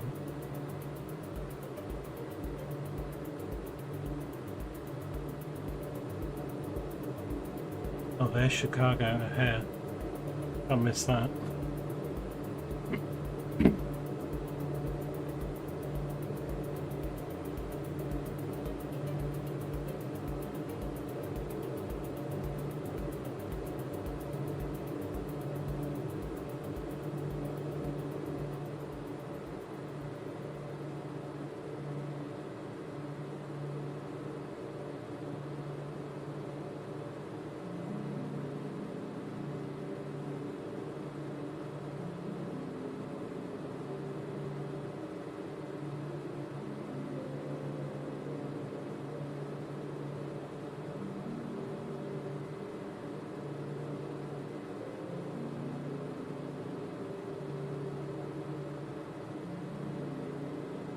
Now 29.3 degrees in my room. It's got the windows open and everything. 29. Only 25. I'm 4.3 degrees warmer than outside.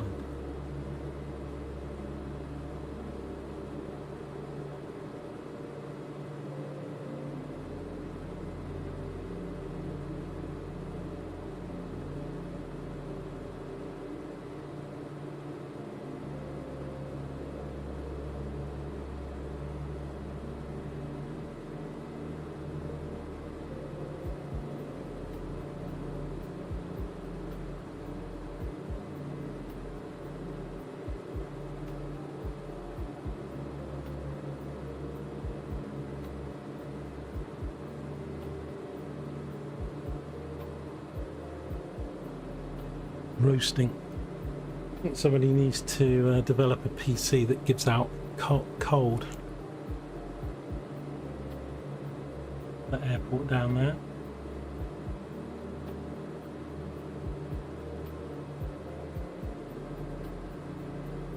Two crossing runways.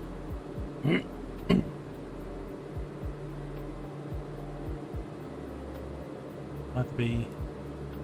There's loads of Huntley, Hampshire.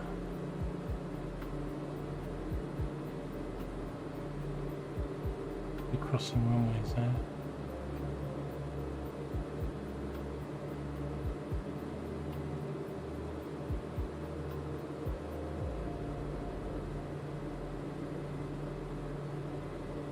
We can see quite far, so Genoa.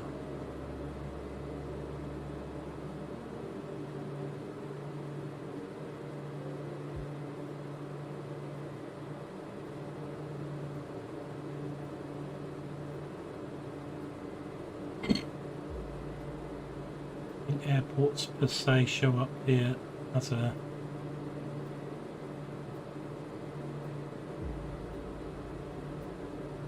this one here.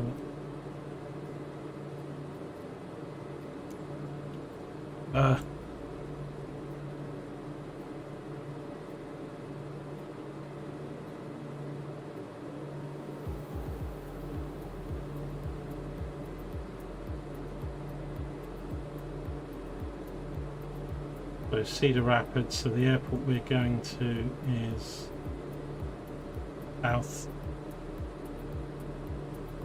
This one here. In between Fairfax and Ely. Off to Cedar Rapids. Mount Vernon.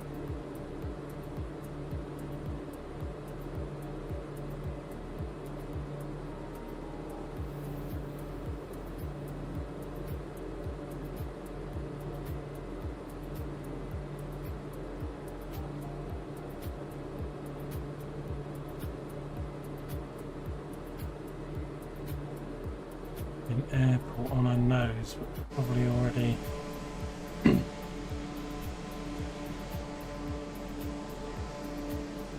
it is.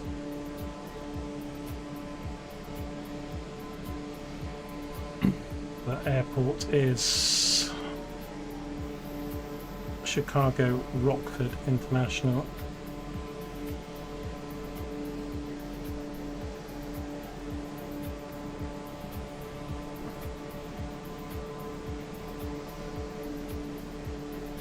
So many airports in the States. Okay, weather's clearing up a little bit.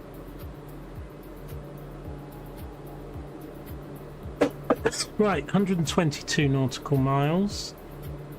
About 25 nautical miles to our descent. I might just whack in the 3000s and we can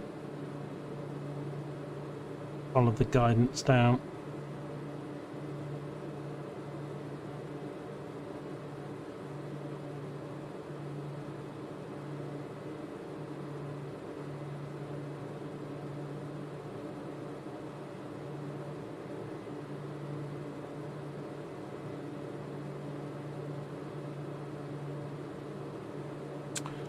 See this, look at this big junction here. Freeways, motorways and stuff. That's probably this I-39 and US 51 junction, I would imagine.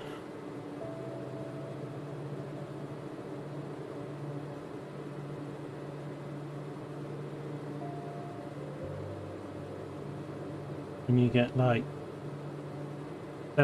the freeway system's quite like, I can't remember, is it like it's odd going one way and even going another?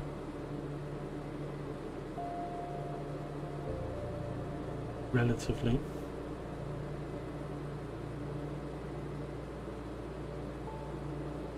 You know, I quite like there, you know, when you're walking around, you know, as a youngster backpacking and somebody says, oh yeah, that place is on 41st, the corner of 41st and 12th. I mean, you can just find where that is. If somebody says, oh, it's in Belvedere Road, just off Green Street in London, I mean, you'd be like, no chance. But with the grid system in America and stuff, you know, you can find 12th, you can find 30, you can just follow them and you go, okay, right. Obviously, a lot of all their roads and cities were built, you know, much more recently than ours. But it does make it quite easy as a tourist to navigate around, find places.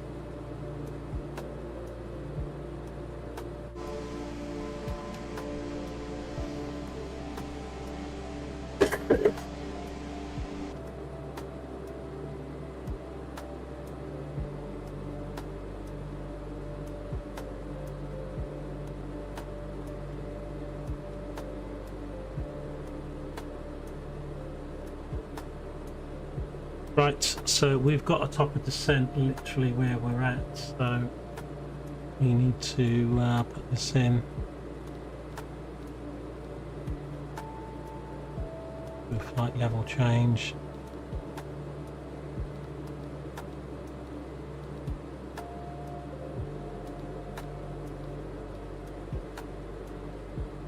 And we'll need to bring the power back. So here's the magenta that we need to try and follow, so we don't have a VNAV in this and we don't have automated so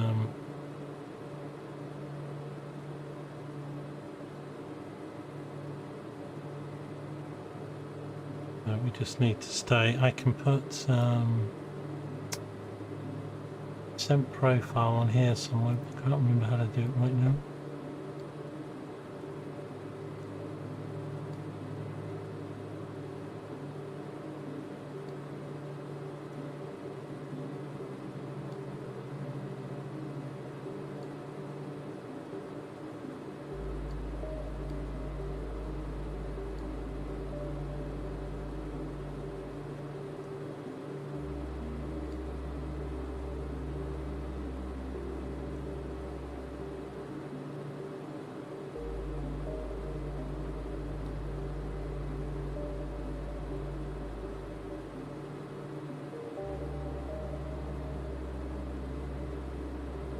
There is a way, but we're high here, so I'm going to come off the speed.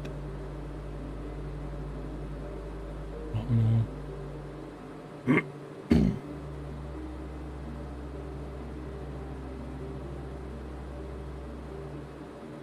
Come back on profile. We just need to try and find a happy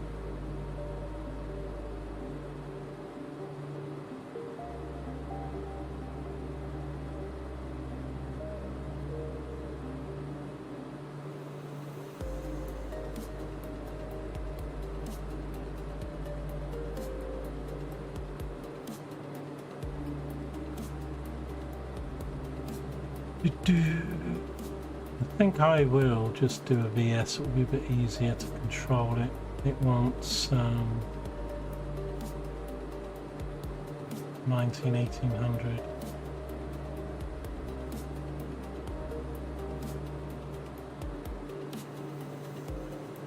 Okay, down we go.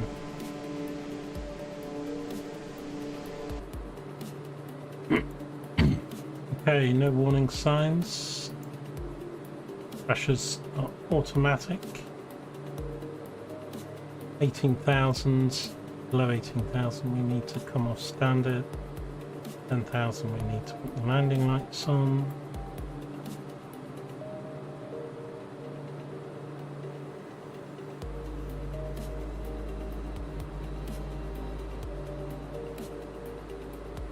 Okay, let's settle down a bit there and let that rate.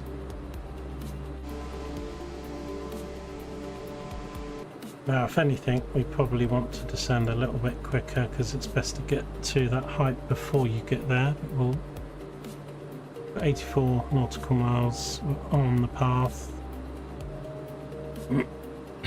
we'll see.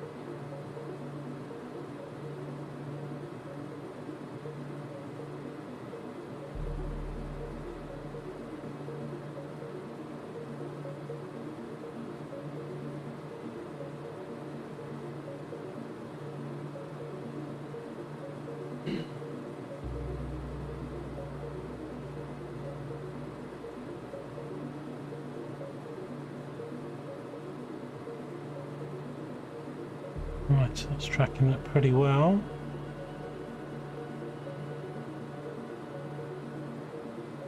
I'm going to move it to 1900 rather than 1800. So the purple goes a little bit higher, so we don't have to sweat it too much.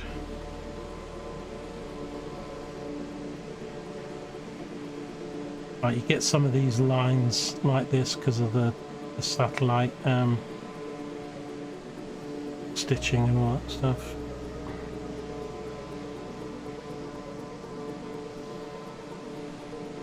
Taken at different times of the year, whatever.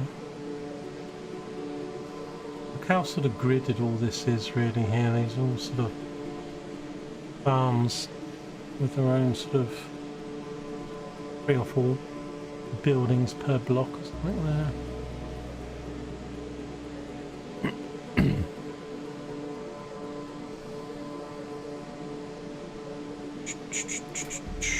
Right, I've lost where we are on here. Okay, we've just travelled over Iowa Lake.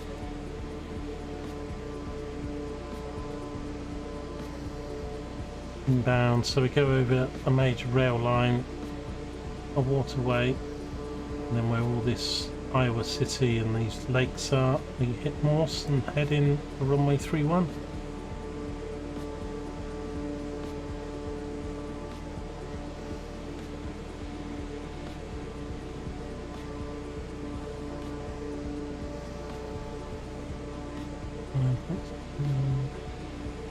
Approach climb to 3,000 feet with halo.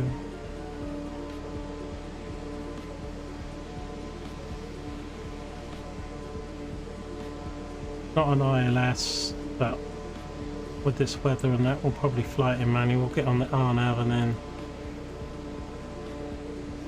right on in.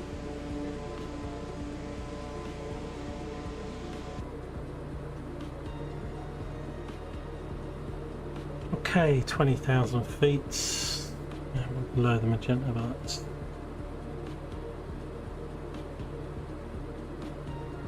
Right, 18,000 feet. We need to switch back to off standard. 1.5 to go.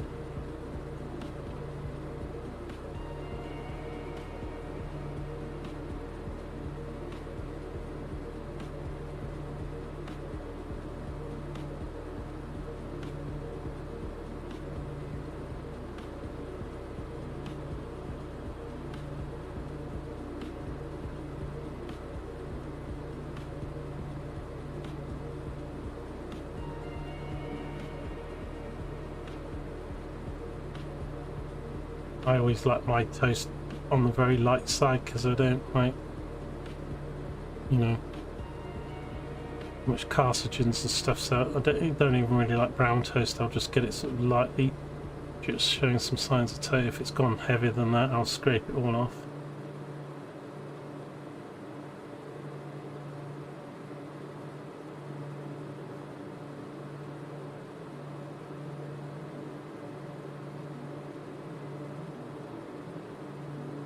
Okay, just under the 250, coming down. 47 miles to go, and we should be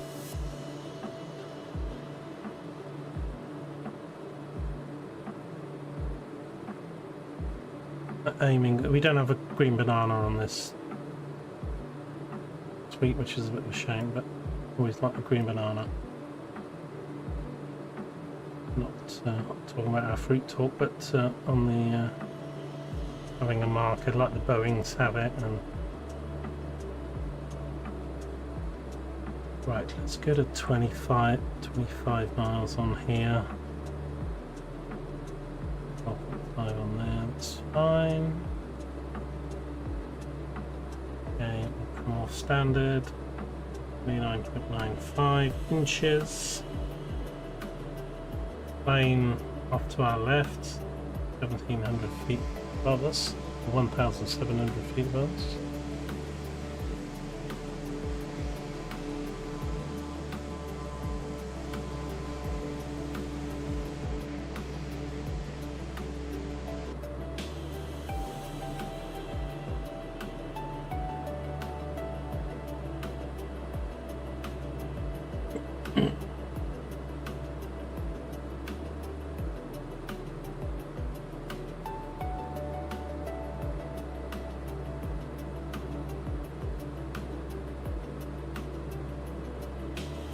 How many viewers on YouTube today?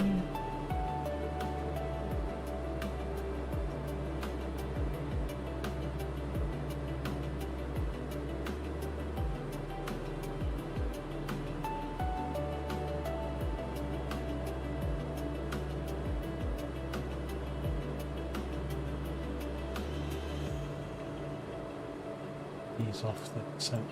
Yeah.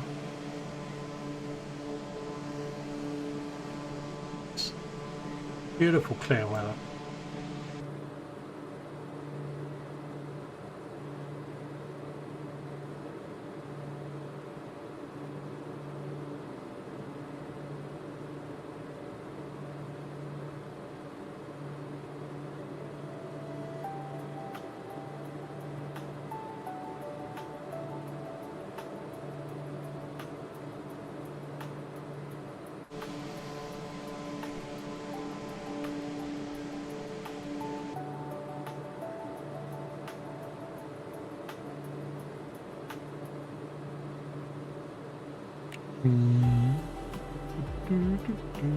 Does it have a speed at Morse?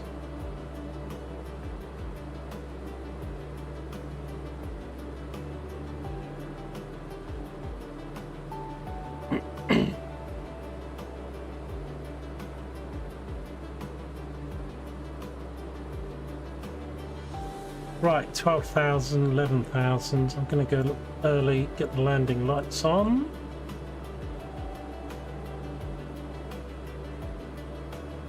Okay, we need to try and remember to go to full RPMs on the approach. Yeah, speed slowed up. Right, now, do we have a few visual references? I was looking at them earlier. Always helps to have a few, even though we've got all automated. We're going over this rail line. We're going over this river.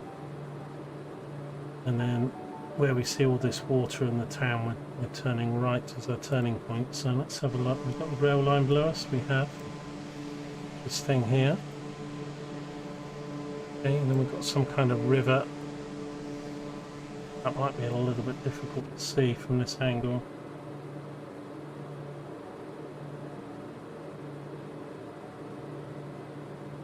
This thing here though.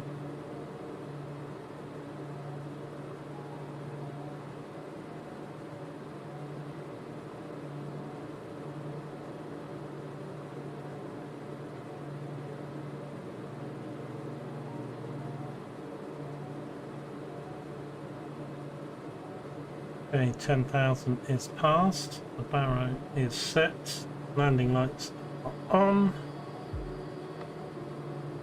Knock the speed down a little bit. Anyway, it's a 3,000 foot, so we probably want our speed to be around 200 or even a bit less. We want to approach about 140. But obviously, in this descent, this plane doesn't have slats or spoilers or anything like that, so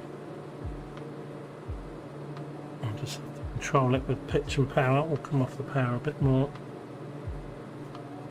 Right back. Obviously we'll lose a lot more once we head up, so I'm trying to get to 3,000 foot, probably just a couple miles before Morse, just to help us manage our speed.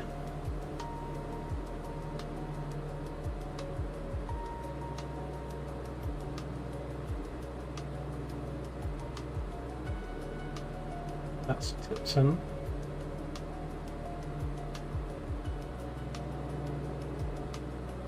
Right, we've gone over this water now, yeah?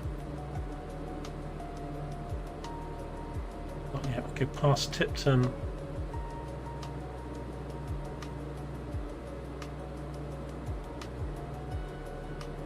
Right, runway 31, we come in on this runway. Is there a cargo, West FBO, general aviation? So ideally we want to come here then. If we can get off at Alpha, that'll be ideal, but that's be a bit. If not, we'd have to come off right at Echo and come all the way back round.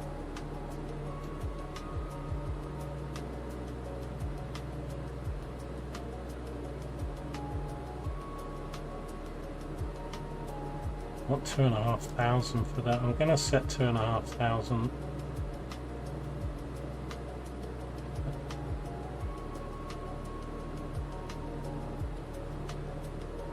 I'm going to set the VNAV so that it tries to look. Here's the river.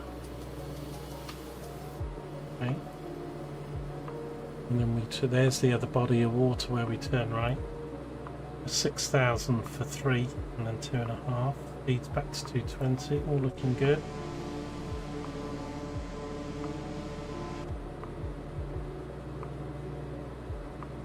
So Morse, we're not actually fast. I'll probably go gear down as we get to Morse, because how far is this from?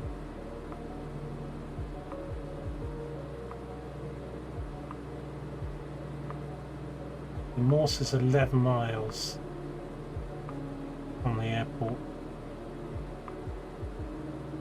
And the RNAV descent catches at 5 miles.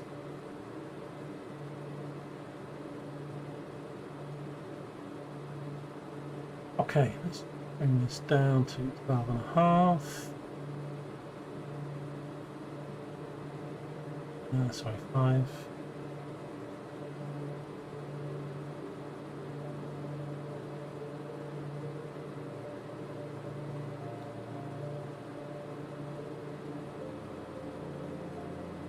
Okay, speed Okay, so over the river and then pretty much see all these waters, so we make our right turn about here.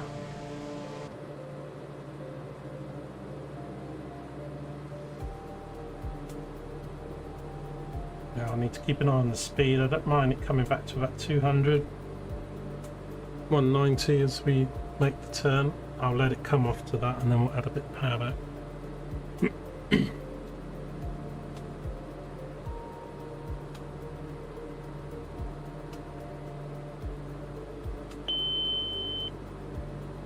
Chat's busy talking about booking and Pirate's Glass.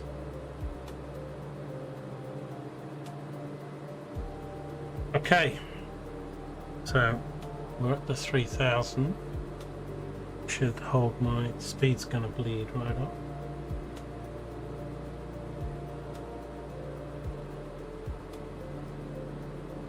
Fine.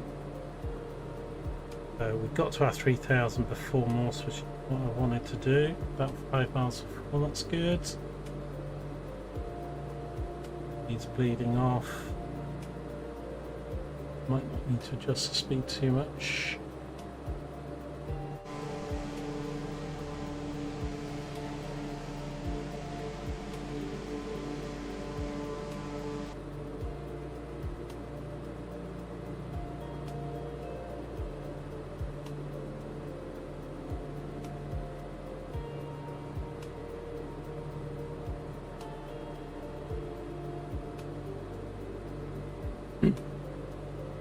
Right, just after the turn I'll go gear down.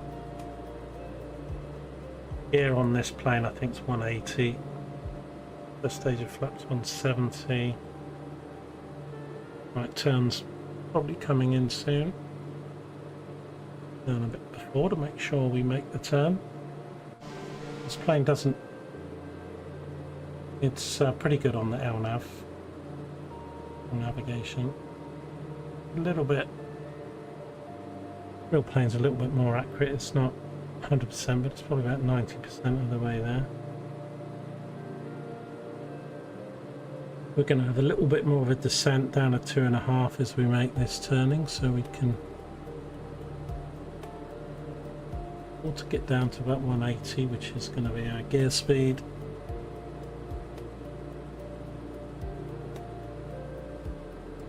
Turn is coming in any second. Bring this down to 2.5 miles.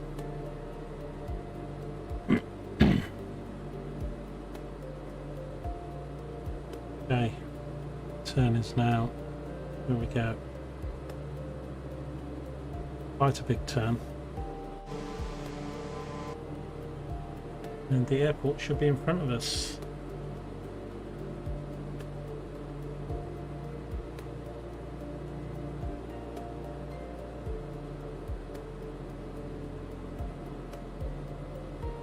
Concentrate, lads. I know you're talking about your spatulas and your thongs. There's the airport. Beautiful. You can see it up there.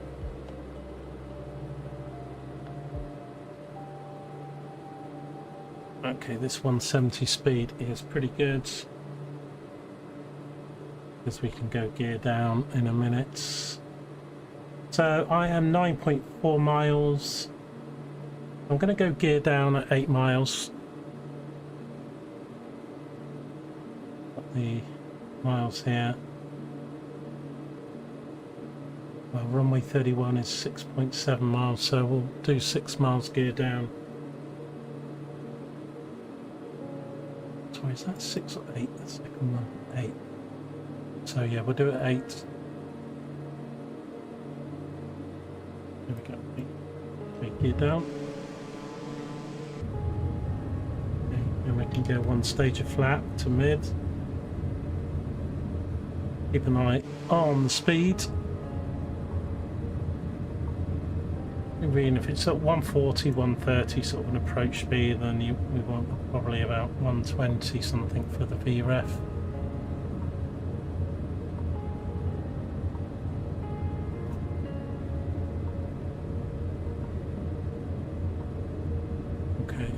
descending a bit here. Looking good. So Shuey was the 2,500. You seem to be a little bit high, but not according to. Yeah, well, we're not there yet, are we? So.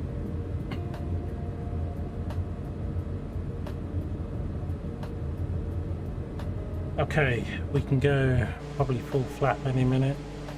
I'll just get over these houses, a golf course, whatever it is. Established early with the full flaps. Put a little bit of power in. Let the plane settle in.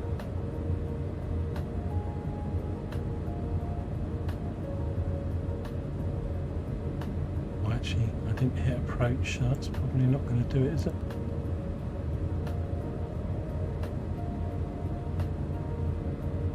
I missed the approach, I didn't have approach arms. That's fine, let's go manual.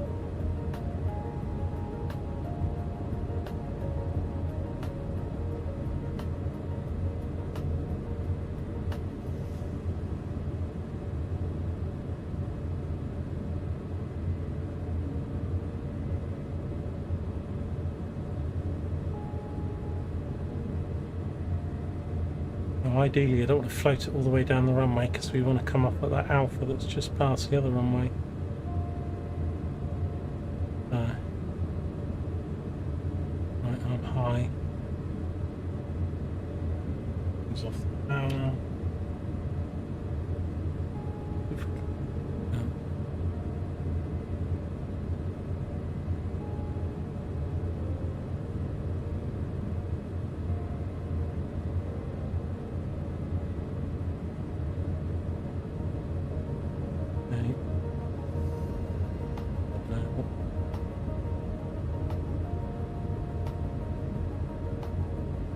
Trip pylons in front of me, which will power back on profile.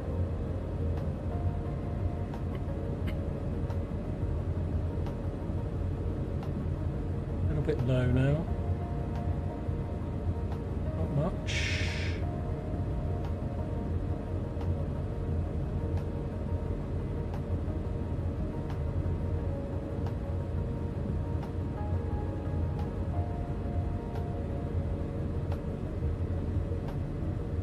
A little bit low, but only by about 50 foot or something.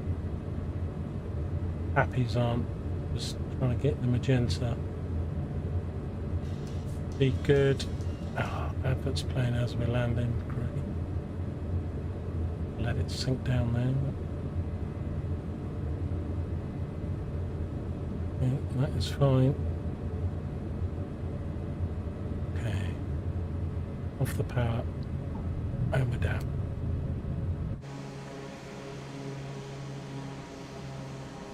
On the brakes, on the brakes, on the brakes, on the brakes.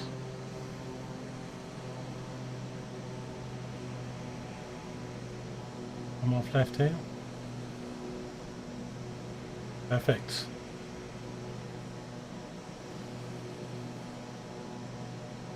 Okay, clean up the probably should have held there. Let's just hold here a sec because I need to change to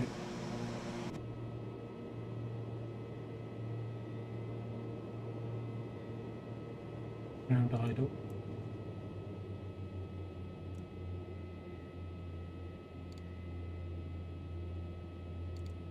Taxi lights. Okay.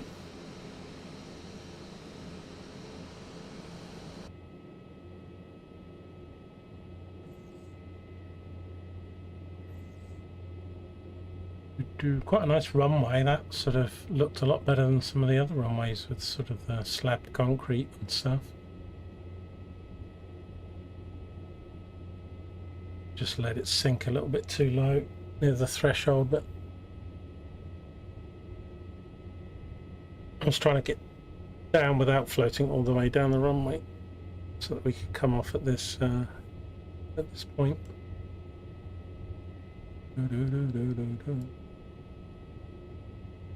So yeah, just turn at this turning here, E6.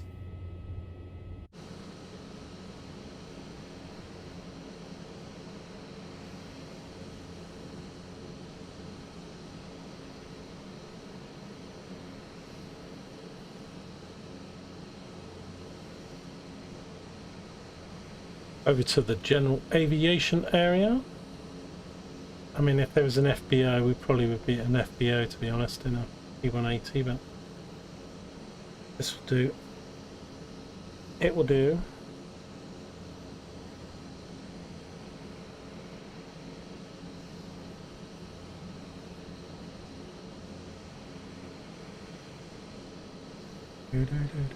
Second smudge on the left. Go for that. Okay, it's a basic airport there, so it doesn't have.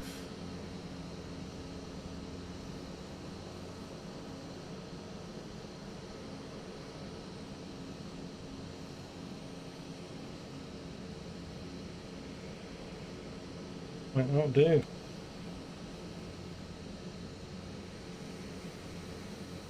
Okay, we are safely at Cedar Rapids.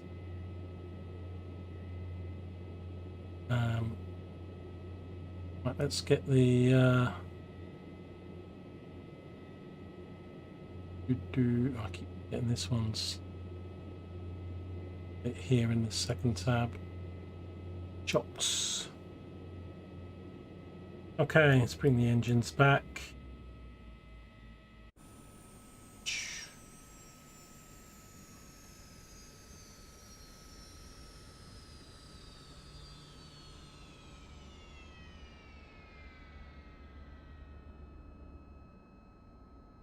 Or anybody, I didn't even get a nice landing or anything. Everybody's talking about kitchenware.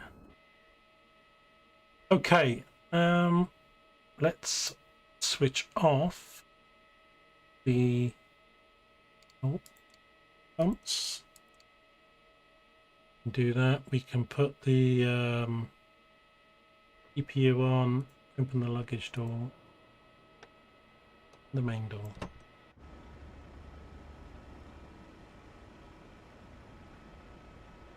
Okay, that will do it for other episodes. So yeah, we've got a couple more legs to get in over to California. We've made it all the way over to Cedar Rapids. I'm not sure what state is this. Is this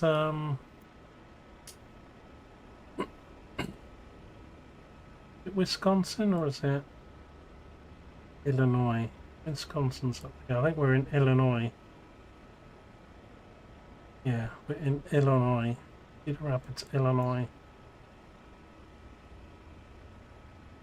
So our next leg, I doubt I can get to Vegas in one go. So I think we're going to come over here somewhere,